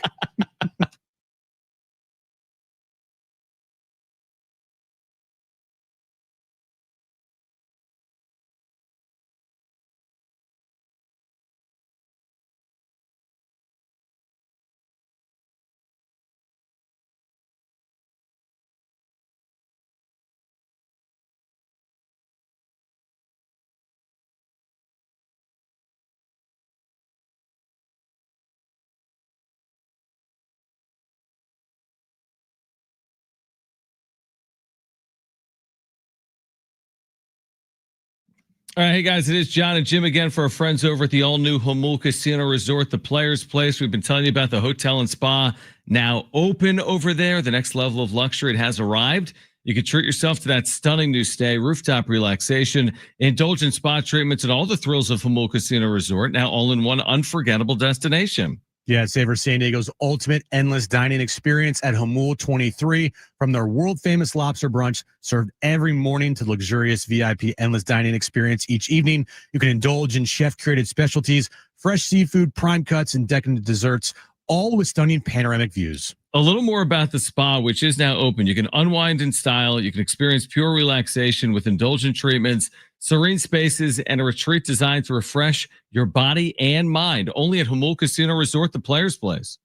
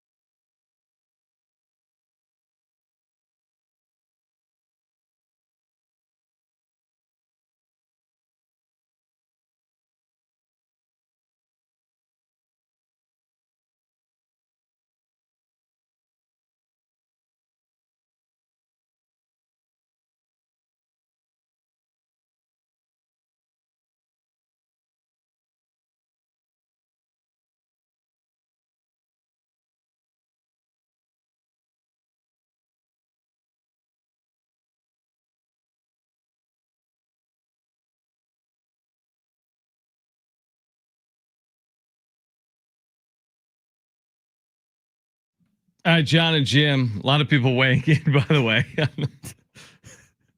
on our medical histories. By the way, I just wanted to clarify, I am a human. So is Jon. Yeah, we're both humans. We're both humans. In theory. In theory, yes. It's kind of a weird Monday. Again, with this, there's so much anticipation for this weekend. I was really looking forward to San Diego State, New Mexico. It was a great game. You should have seen this environment, by the way. It was a good environment. Insane. I saw it on television. It was loud the whole game. It was insane. What was your reaction when they stormed the field? You're like, wow, you storming the field after beating San Diego State. Do you think that like I think it was more about their season as opposed to who they beat. Like I said the week leading up, it's like the New Mexico Super Bowl. I just kind of felt it. So like, anybody they played, they would have done. They stormed the field. I think if they would have played me and you. You know, I mean, I just feel like it was a moment for their program. I don't think how many games did they end up winning? I think they went 9-3. Is that right? They hadn't won 9 games in like forever. I mean, this is a program that's been on very hard times. They haven't been to a bowl game in 10 years. They never win 9 games. They never, ever, ever win 9 games. They have a chance now to win 10 games. So I just feel like it was a lot of like pent up, hey, our football program is relevant type of motion at New Mexico. So there was that. And then SDFC, everyone was all optimistic and hopeful. And, you know, they had an amazing year, an incredible year. You take nothing. Honestly, both of these programs had great years, I think, SDFC and SDSU football. And sometimes you just run into an opponent that has a better night. And that's what Mikey Varas had to say post-game. Let's hear from Mikey Varas again if you missed this. This was Mikey Varas, head coach, SDFC, what he had to say post-game after that Western Conference final loss on Saturday night. I think details are for later, but it clearly wasn't our best night, and they had a very good night. And we got out. They won the game, so it was proud though that the guys didn't give up. Came out and down 0-3. You get to decide who you are in that moment. These guys came out and kept fighting, got the 1-3, even with a red card, can make it 2-3. And I think that we all believed that we were going to make it 3-3 until the final whistle. All right, so Mikey Varas again post game disappointment, but again, it's like disappointment in the moment. But I think everyone was thrilled with the end result of the year and all of this optimism again heading into 2026. But yeah, I mean, how could you not be disappointed in real time? It's like anytime you have a Cinderella, right? It's like when St. Peter's makes the Elite Eight. Who'd they lose to in the Elite Eight? I forget. North Carolina. North Carolina. I mean, you're not like excited that you lost. No, but you're also like, wow, that was a great season. I think. And bad comp by me because SDFC is not St. Peter's in this analogy. No, SDFC was the top seed in the Western Conference. I think with to home start the field year, advantage. it had a Cinderella feel maybe to start. You know what I mean? Like an expansion franchise making it as far as they made it and having a year as good as they had has Cinderella qualities to it, I guess. Yes and no. It's not like they went into the postseason as the 7th seed or the 8th seed. Not the postseason, maybe the season. Okay, but at some point we had to stop looking at this team as like expansion team and look at them as an actual contender because that's what they turned themselves into. Yeah, I agree. They went from, this is a great story expansion team to like, all right, wipe that away. They're actually a legit contender. So like, let's treat them as such. Let's not look at them as the little engine that could. Let's look at them as the top seed in the Western Conference, the team that had home field throughout, the team that hosted the Western Conference finals at Snapdragon Stadium. And you can be both things. You can be extremely disappointed that they went out. I don't want to go as far as they laid an egg. Some might. I did say that on social media, but I mean, it was what it is. But you can also be excited too and happy about the season and the memories that SDFC gave fans, and to look forward and be like, wow, that's going to be what soccer is going to be like, professional soccer in San Diego. Like, man, that's going to be a fun time to go watch an SDFC match at Snapdragon Stadium. Dude, I mean, it's like one of the great success stories in professional sports. I mean, to draw like that right out of the gates and to do it all season long, and they're going to do it again in 2026. I mean, this market is over the moon over what they've done with SDFC over this last year plus. So they have that. For San Diego State, it's a little bit of a different scenario playing out. I mean, they had the Mountain West Championship in front of them with the win, right? They controlled their own destiny, which makes it tough. And they played, it was a very entertaining game. It might not have been a perfectly played game, but it was a very entertaining game. And then they come up short in the second overtime. Looked like they were destined for a loss in the first overtime. New Mexico literally fumbled at like the 1 yard line. That was the dumbest thing 2 ever. yard line. What were they thinking? No idea. In fact, their coach, to his credit, is like, that was dumb on my part. I should have centered it the play before. We should have just kicked the field goal from a 20-yard field goal. Yeah. So the Aztecs had like that second life, and then just not enough in the second overtime. New Mexico scored in the first play, but didn't cash in the 2-point conversion, which is required. Then the Aztecs had a big run from Jaden Denigal. They had a 1st and goal from the 10, needing 10 yards to tie it up, and then a conversion away from potentially winning the game in double overtime, and they couldn't do that. Sean Lewis spoke post-game about the Aztecs' inability to win in Albuquerque. Obviously, heartbreaking loss there. Guys competed their tails off. We got to do a better job, making sure that they're prepared and ready to play. Obviously, there's some key factors, some fundamental things like ball security and obviously alignment assignments and all 3 phases that we need to do a better job with. That's on us as a staff and myself, most importantly, making sure that our guys are prepared and ready to go. again, emotional loss, major letdown there in double overtime. Felt like we had control of the game for the majority of it, but at the end came up short. Now we got to respond. It's the beauty of what this game teaches and the life lessons, right? The sun's going to come up tomorrow. There's lessons to be learned. There's opportunities for us to go forward and continue to play. There's still going to be a championship moment for this team. And we'll see where that's at, and we'll bounce back and get back to work. And that's truly the reward, to have another opportunity to have postseason play, and looking forward to more time with this team. Sean Lewis, post game Friday, which I thought was Saturday, by the way. Your days are all mixed up. Yeah, I was like, wait, my days were all mixed up too. Right? I was like, I thought it was Saturday. It was actually Friday. And somebody was like, why is there no show today? And you replied, you're like, well, first of all, the Aztecs are playing right now on the radio, and secondly, it's Black Friday. Right. It's Thanksgiving week. We're not having shows today. But it's funny because when someone put that, I thought that, I'm like, it's Saturday, bud. We don't do a show on Saturday, but it was a Friday. Yeah. All right. More reaction to the weekend in San Diego sports. Plus, Jim's back page is ahead. We're here until 6 p.m. This is Jon and Jim, San Diego Sports 760, live on the iHeartRadio app.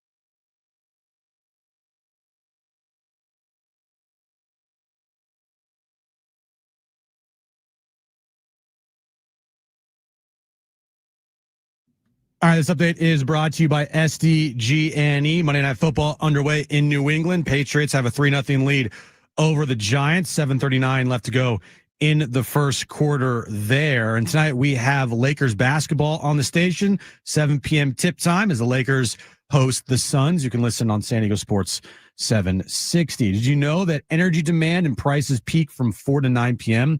Take control of your energy use and help save this winter. Use large appliances outside of on-peak hours and unplug devices when not in use. Find more tips and energy-saving tools at sdgne.com/simple steps.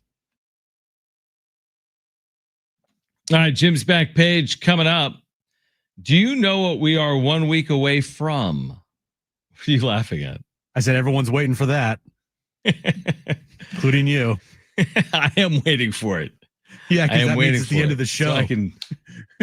Am I allowed to eat like ice cream? No, I can't. Nope. Can't do it. Can't do it. There's Can't a whole do anything. sheet. I took a photo of the sheet in terms of what you can have prepping for a colonoscopy. Let me just read this to you, and then we'll get to the winter meetings.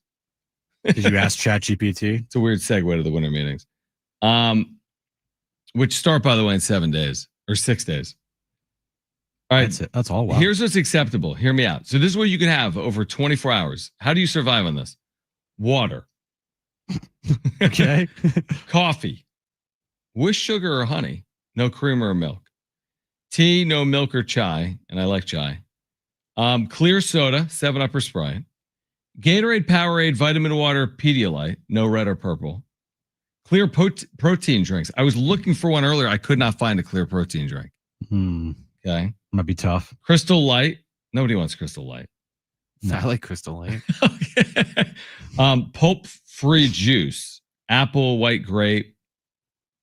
Clear hard candy. Hey, I'm hungry. Oh, here, have a candy. butterscotch. I mean, that's not going to alleviate anything. Well, the whole point of this, John, is so you are like flushing your system out of all of the stuff that you have in there. Jello. Nobody eats Jello anymore. Dude, Jello could be actually legit. I know, dude, but I don't know how to make that. You don't have to. Oh my! It's in those little going boxes. to the store. Have you ever? When's the last time you went to the store? I went this morning and I ran out of there. I couldn't find anything. I asked someone. When's the last time you went shopping at the store? That was the first time. It was today. That was the first time in the last 9 years. Clear broth, chicken, beef, or vegetable. I feel like that's right up your alley. It is definitely. And then popsicles. What kind of popsicles? No fruit or pulp, no red, no purple. So basically, like the worst popsicles ever. Like awful popsicles. They really hate red and purple, don't they? Yeah, I agree with that. Probably the dye and the dye and the yeah. So anyway, that's where I am. I'm starving. So I'm not eating it till tomorrow. Do you want to know what I had for food today? I know what you had, like cheesesteaks and pretzels and pizza and hoagies. Yeah, it was really good. But you don't eat that stuff, so that's I don't eat it. Like what makes you hungry other than the fact that you're hungry right now? Like, are you the type of person that like you could watch a cooking show and you're like, man, I'm really hungry? No. Or have you ever watched a cooking show in your entire life? I've never watched a cooking show, but the thing is, what makes me hungry is that I'm hungry. I'm not hungry for like filet mignon. I'm hungry for like anything mignon. Like I just want anything. Well, I'm just saying, like, if you were to see a picture of food, would that make you even more hungry? Dude, I saw a picture of my arm and I want to eat it. You're the weirdest person I've ever known in my entire life. Correct.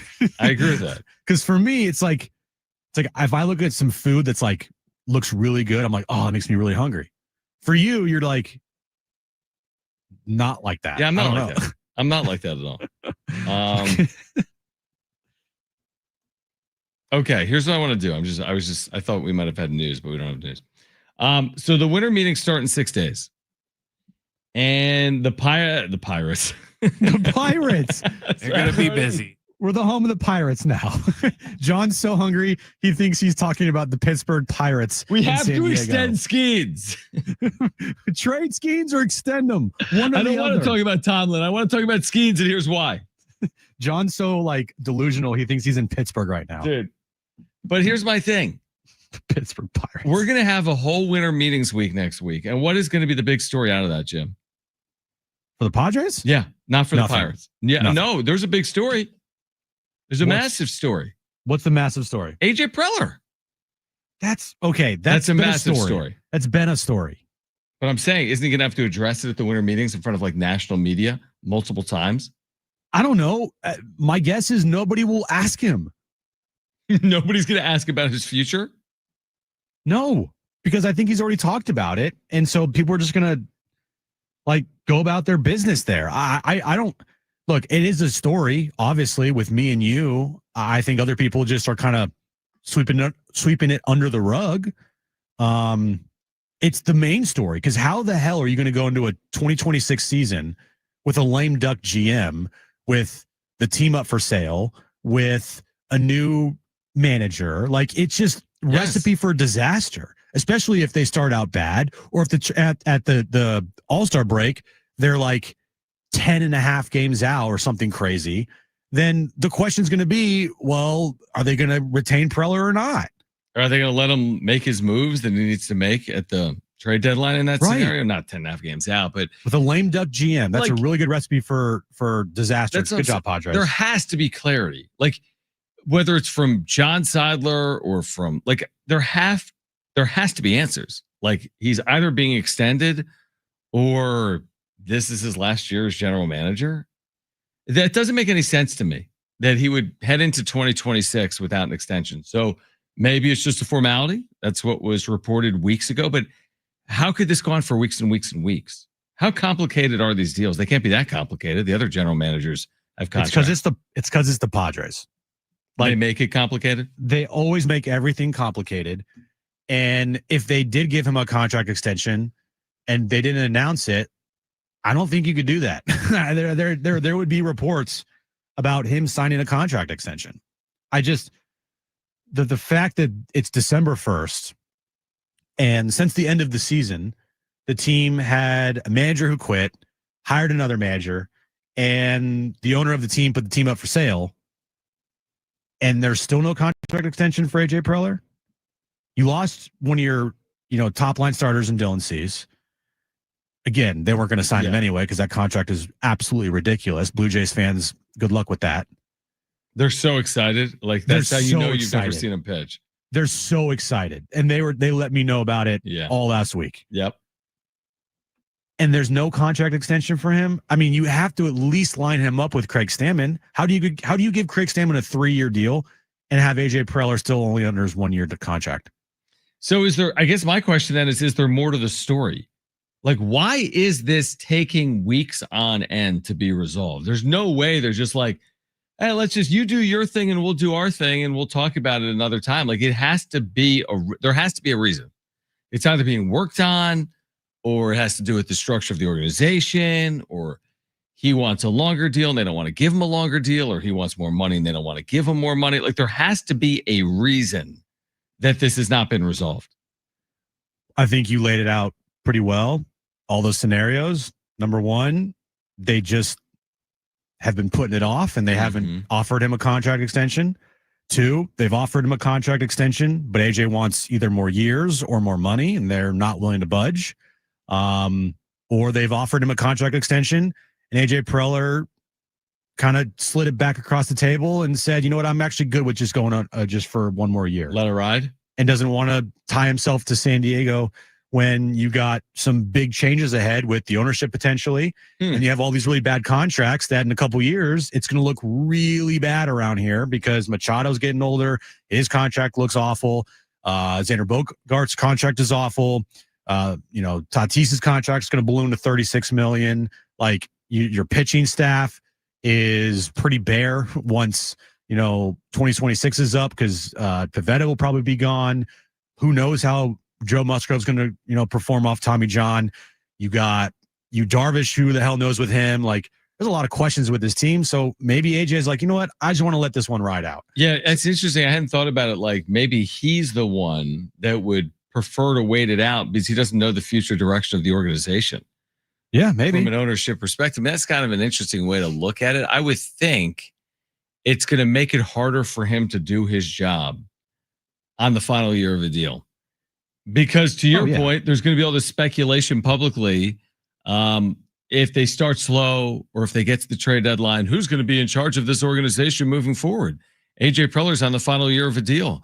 They're exploring a sale. I just think it's going to make it harder for Preller to have success entering into this quote unquote lame duck year, but maybe it is his preference. And the thing is, if you're AJ Preller and you get to the end of 2026, you take this team to the postseason again, and you're a true free agent, you'll have suitors. Mm-hmm. If AJ Preller gets the offseason and the Padres win another 90 games, I don't care what happens in the postseason. He will have real suitors. If that plays out. Oh, if AJ once again pulls a rabbit out of his hat and builds a roster that gets to the postseason next year, I mean, he holds all the cards then for leverage in whatever negotiation the Padres would, have with him if they do not sign him to a contract extension this offseason, which I still think would be literally insane if they don't do that. I mean, at worst, at minimum, 1 year extension. Like right. At minimum. I agreed. You cannot go into the season next year with a lame duck GM. You can't, because that's exactly what the organization and Eric Grupner probably want, because then it's going to make it easier to fire him and get him out of here if the team, goes south at any point in the season. 100%. I'm with you. I mean, to me, it's such a simple conversation. It is so simple. If you're the organization, you got to figure out what you're trying to do. And if your future involves AJ Preller, he must be extended. Like, don't play games if your future involves AJ Preller. And by the way, if your future doesn't involve AJ Preller, what are you doing? Like, you just, we're not sure. We're not sure if we want to commit to him long term. Then why are you committing to him now? It's just very odd from an ownership perspective for this to be playing out right now with AJ Preller and the Padres. It's bizarre. I mean, it's ridiculous. The fact that we're in December and we're a week away from the winter meetings and they still have not resolved the question about AJ Preller's future is so Padres. All right. Jim's back page coming up on the other side here until 6 p.m. It's Jon and Jim.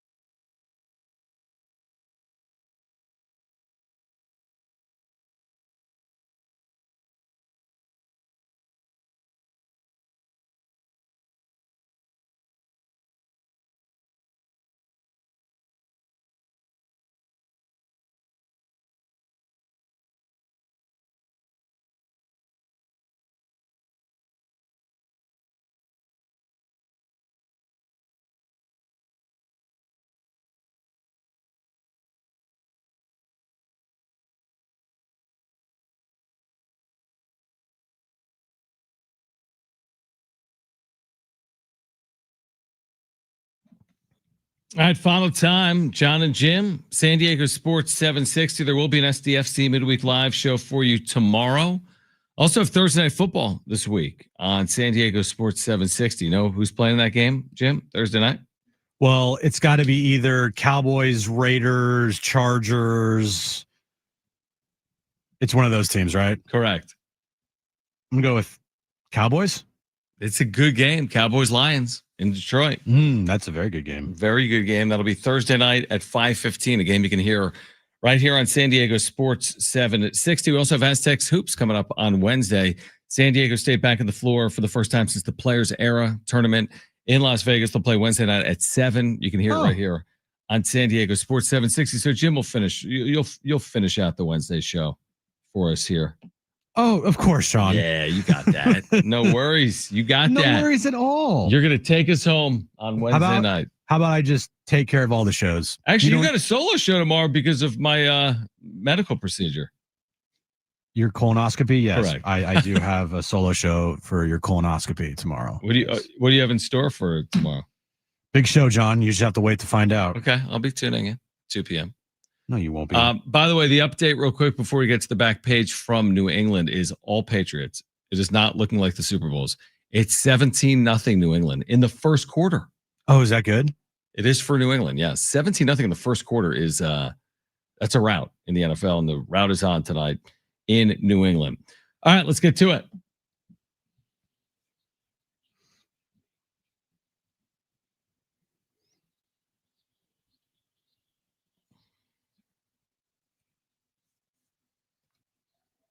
So I feel like this particular item was like one of the items of the year because it's been everywhere, and that's Dubai chocolate. Yeah.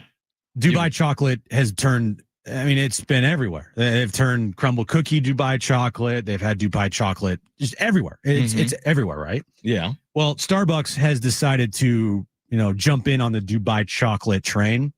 And starting on, where is it here? January 6th, 2026, Starbucks is kicking off the new year with a global twist, unveiling 2 brand new Dubai chocolate drinks inspired by the viral Middle Eastern chocolate trend.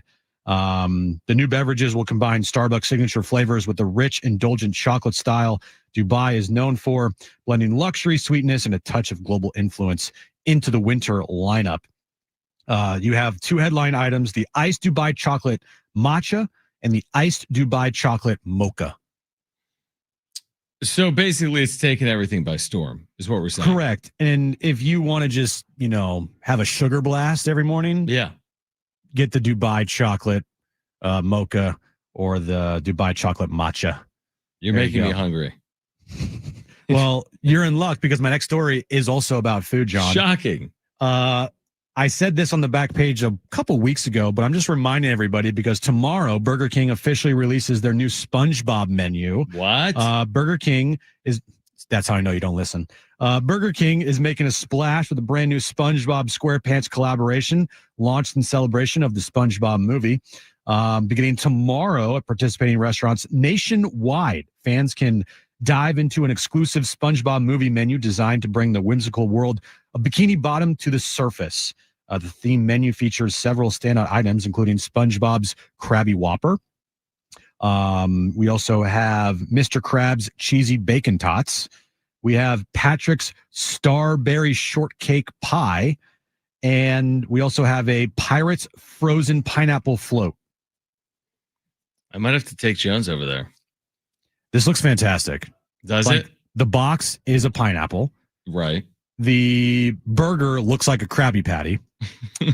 You got the pineapple frozen slushy. And then you got like a pink cheesecake.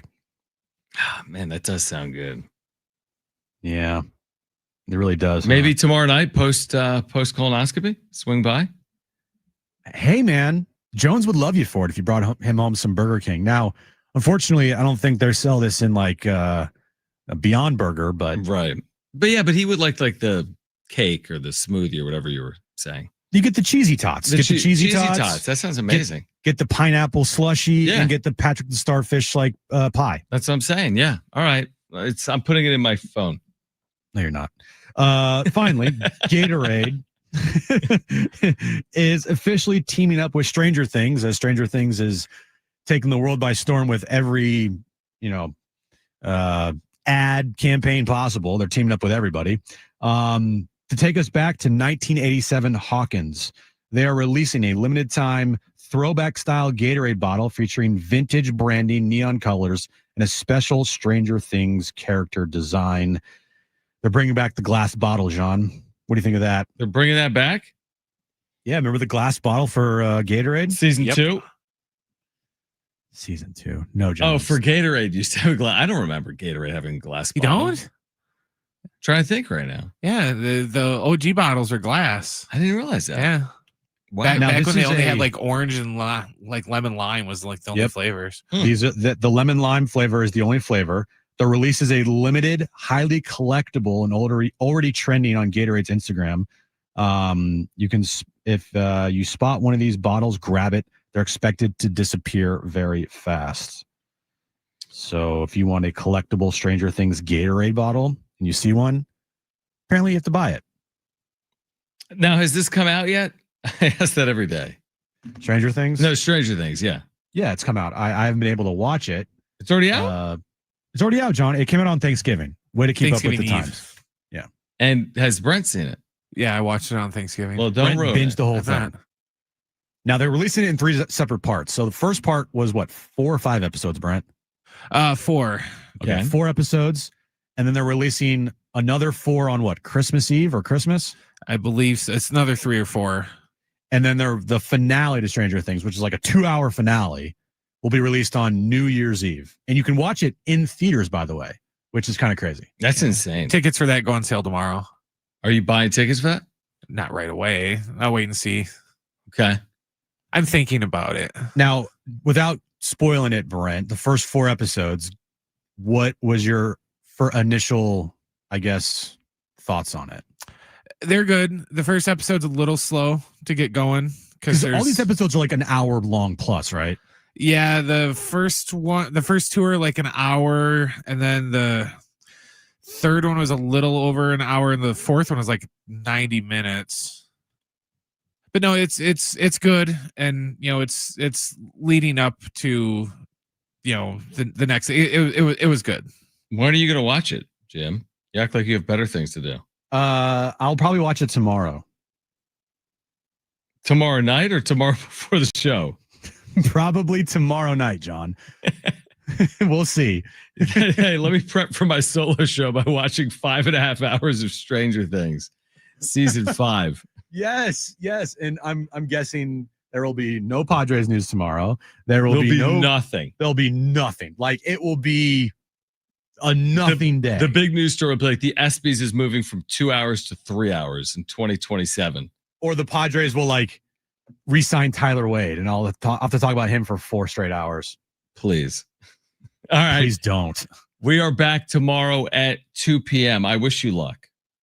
I wish you luck, John. I know. I need the luck, man. Why are you wishing me luck? You're the one that has getting a colonoscopy tomorrow. I know. I was actually, when you were telling me the Gatorade story, I was thinking, man, I could really use some Gatorade. That's on my list of them allowed to have. Go get some Gatorade. Do you know where to go get Gatorade? Well, 7-Eleven. There you go. Does 7-Eleven have anything else I could get? Probably not. Just chug Gatorade, dude. You're good. I am not looking forward to tonight. The problem is you're going to go to the 7-Eleven and you're going to see all this food in there and you're going to just get even more hungry. That's the thing. I don't think I can go in there right now. I think you should just go home and drink a big bottle of red dye. No, then I'll have to like do the colonoscopy again. That's what they, by the way, real quick, we're on the way out, Jim. They're like, hey, if you like don't do this right and we can't do the colonoscopy properly, you'll just have to do it again. I'm like, no, hold on. I'm not going to spend 36 hours getting ready for this thing and then be tell you know what?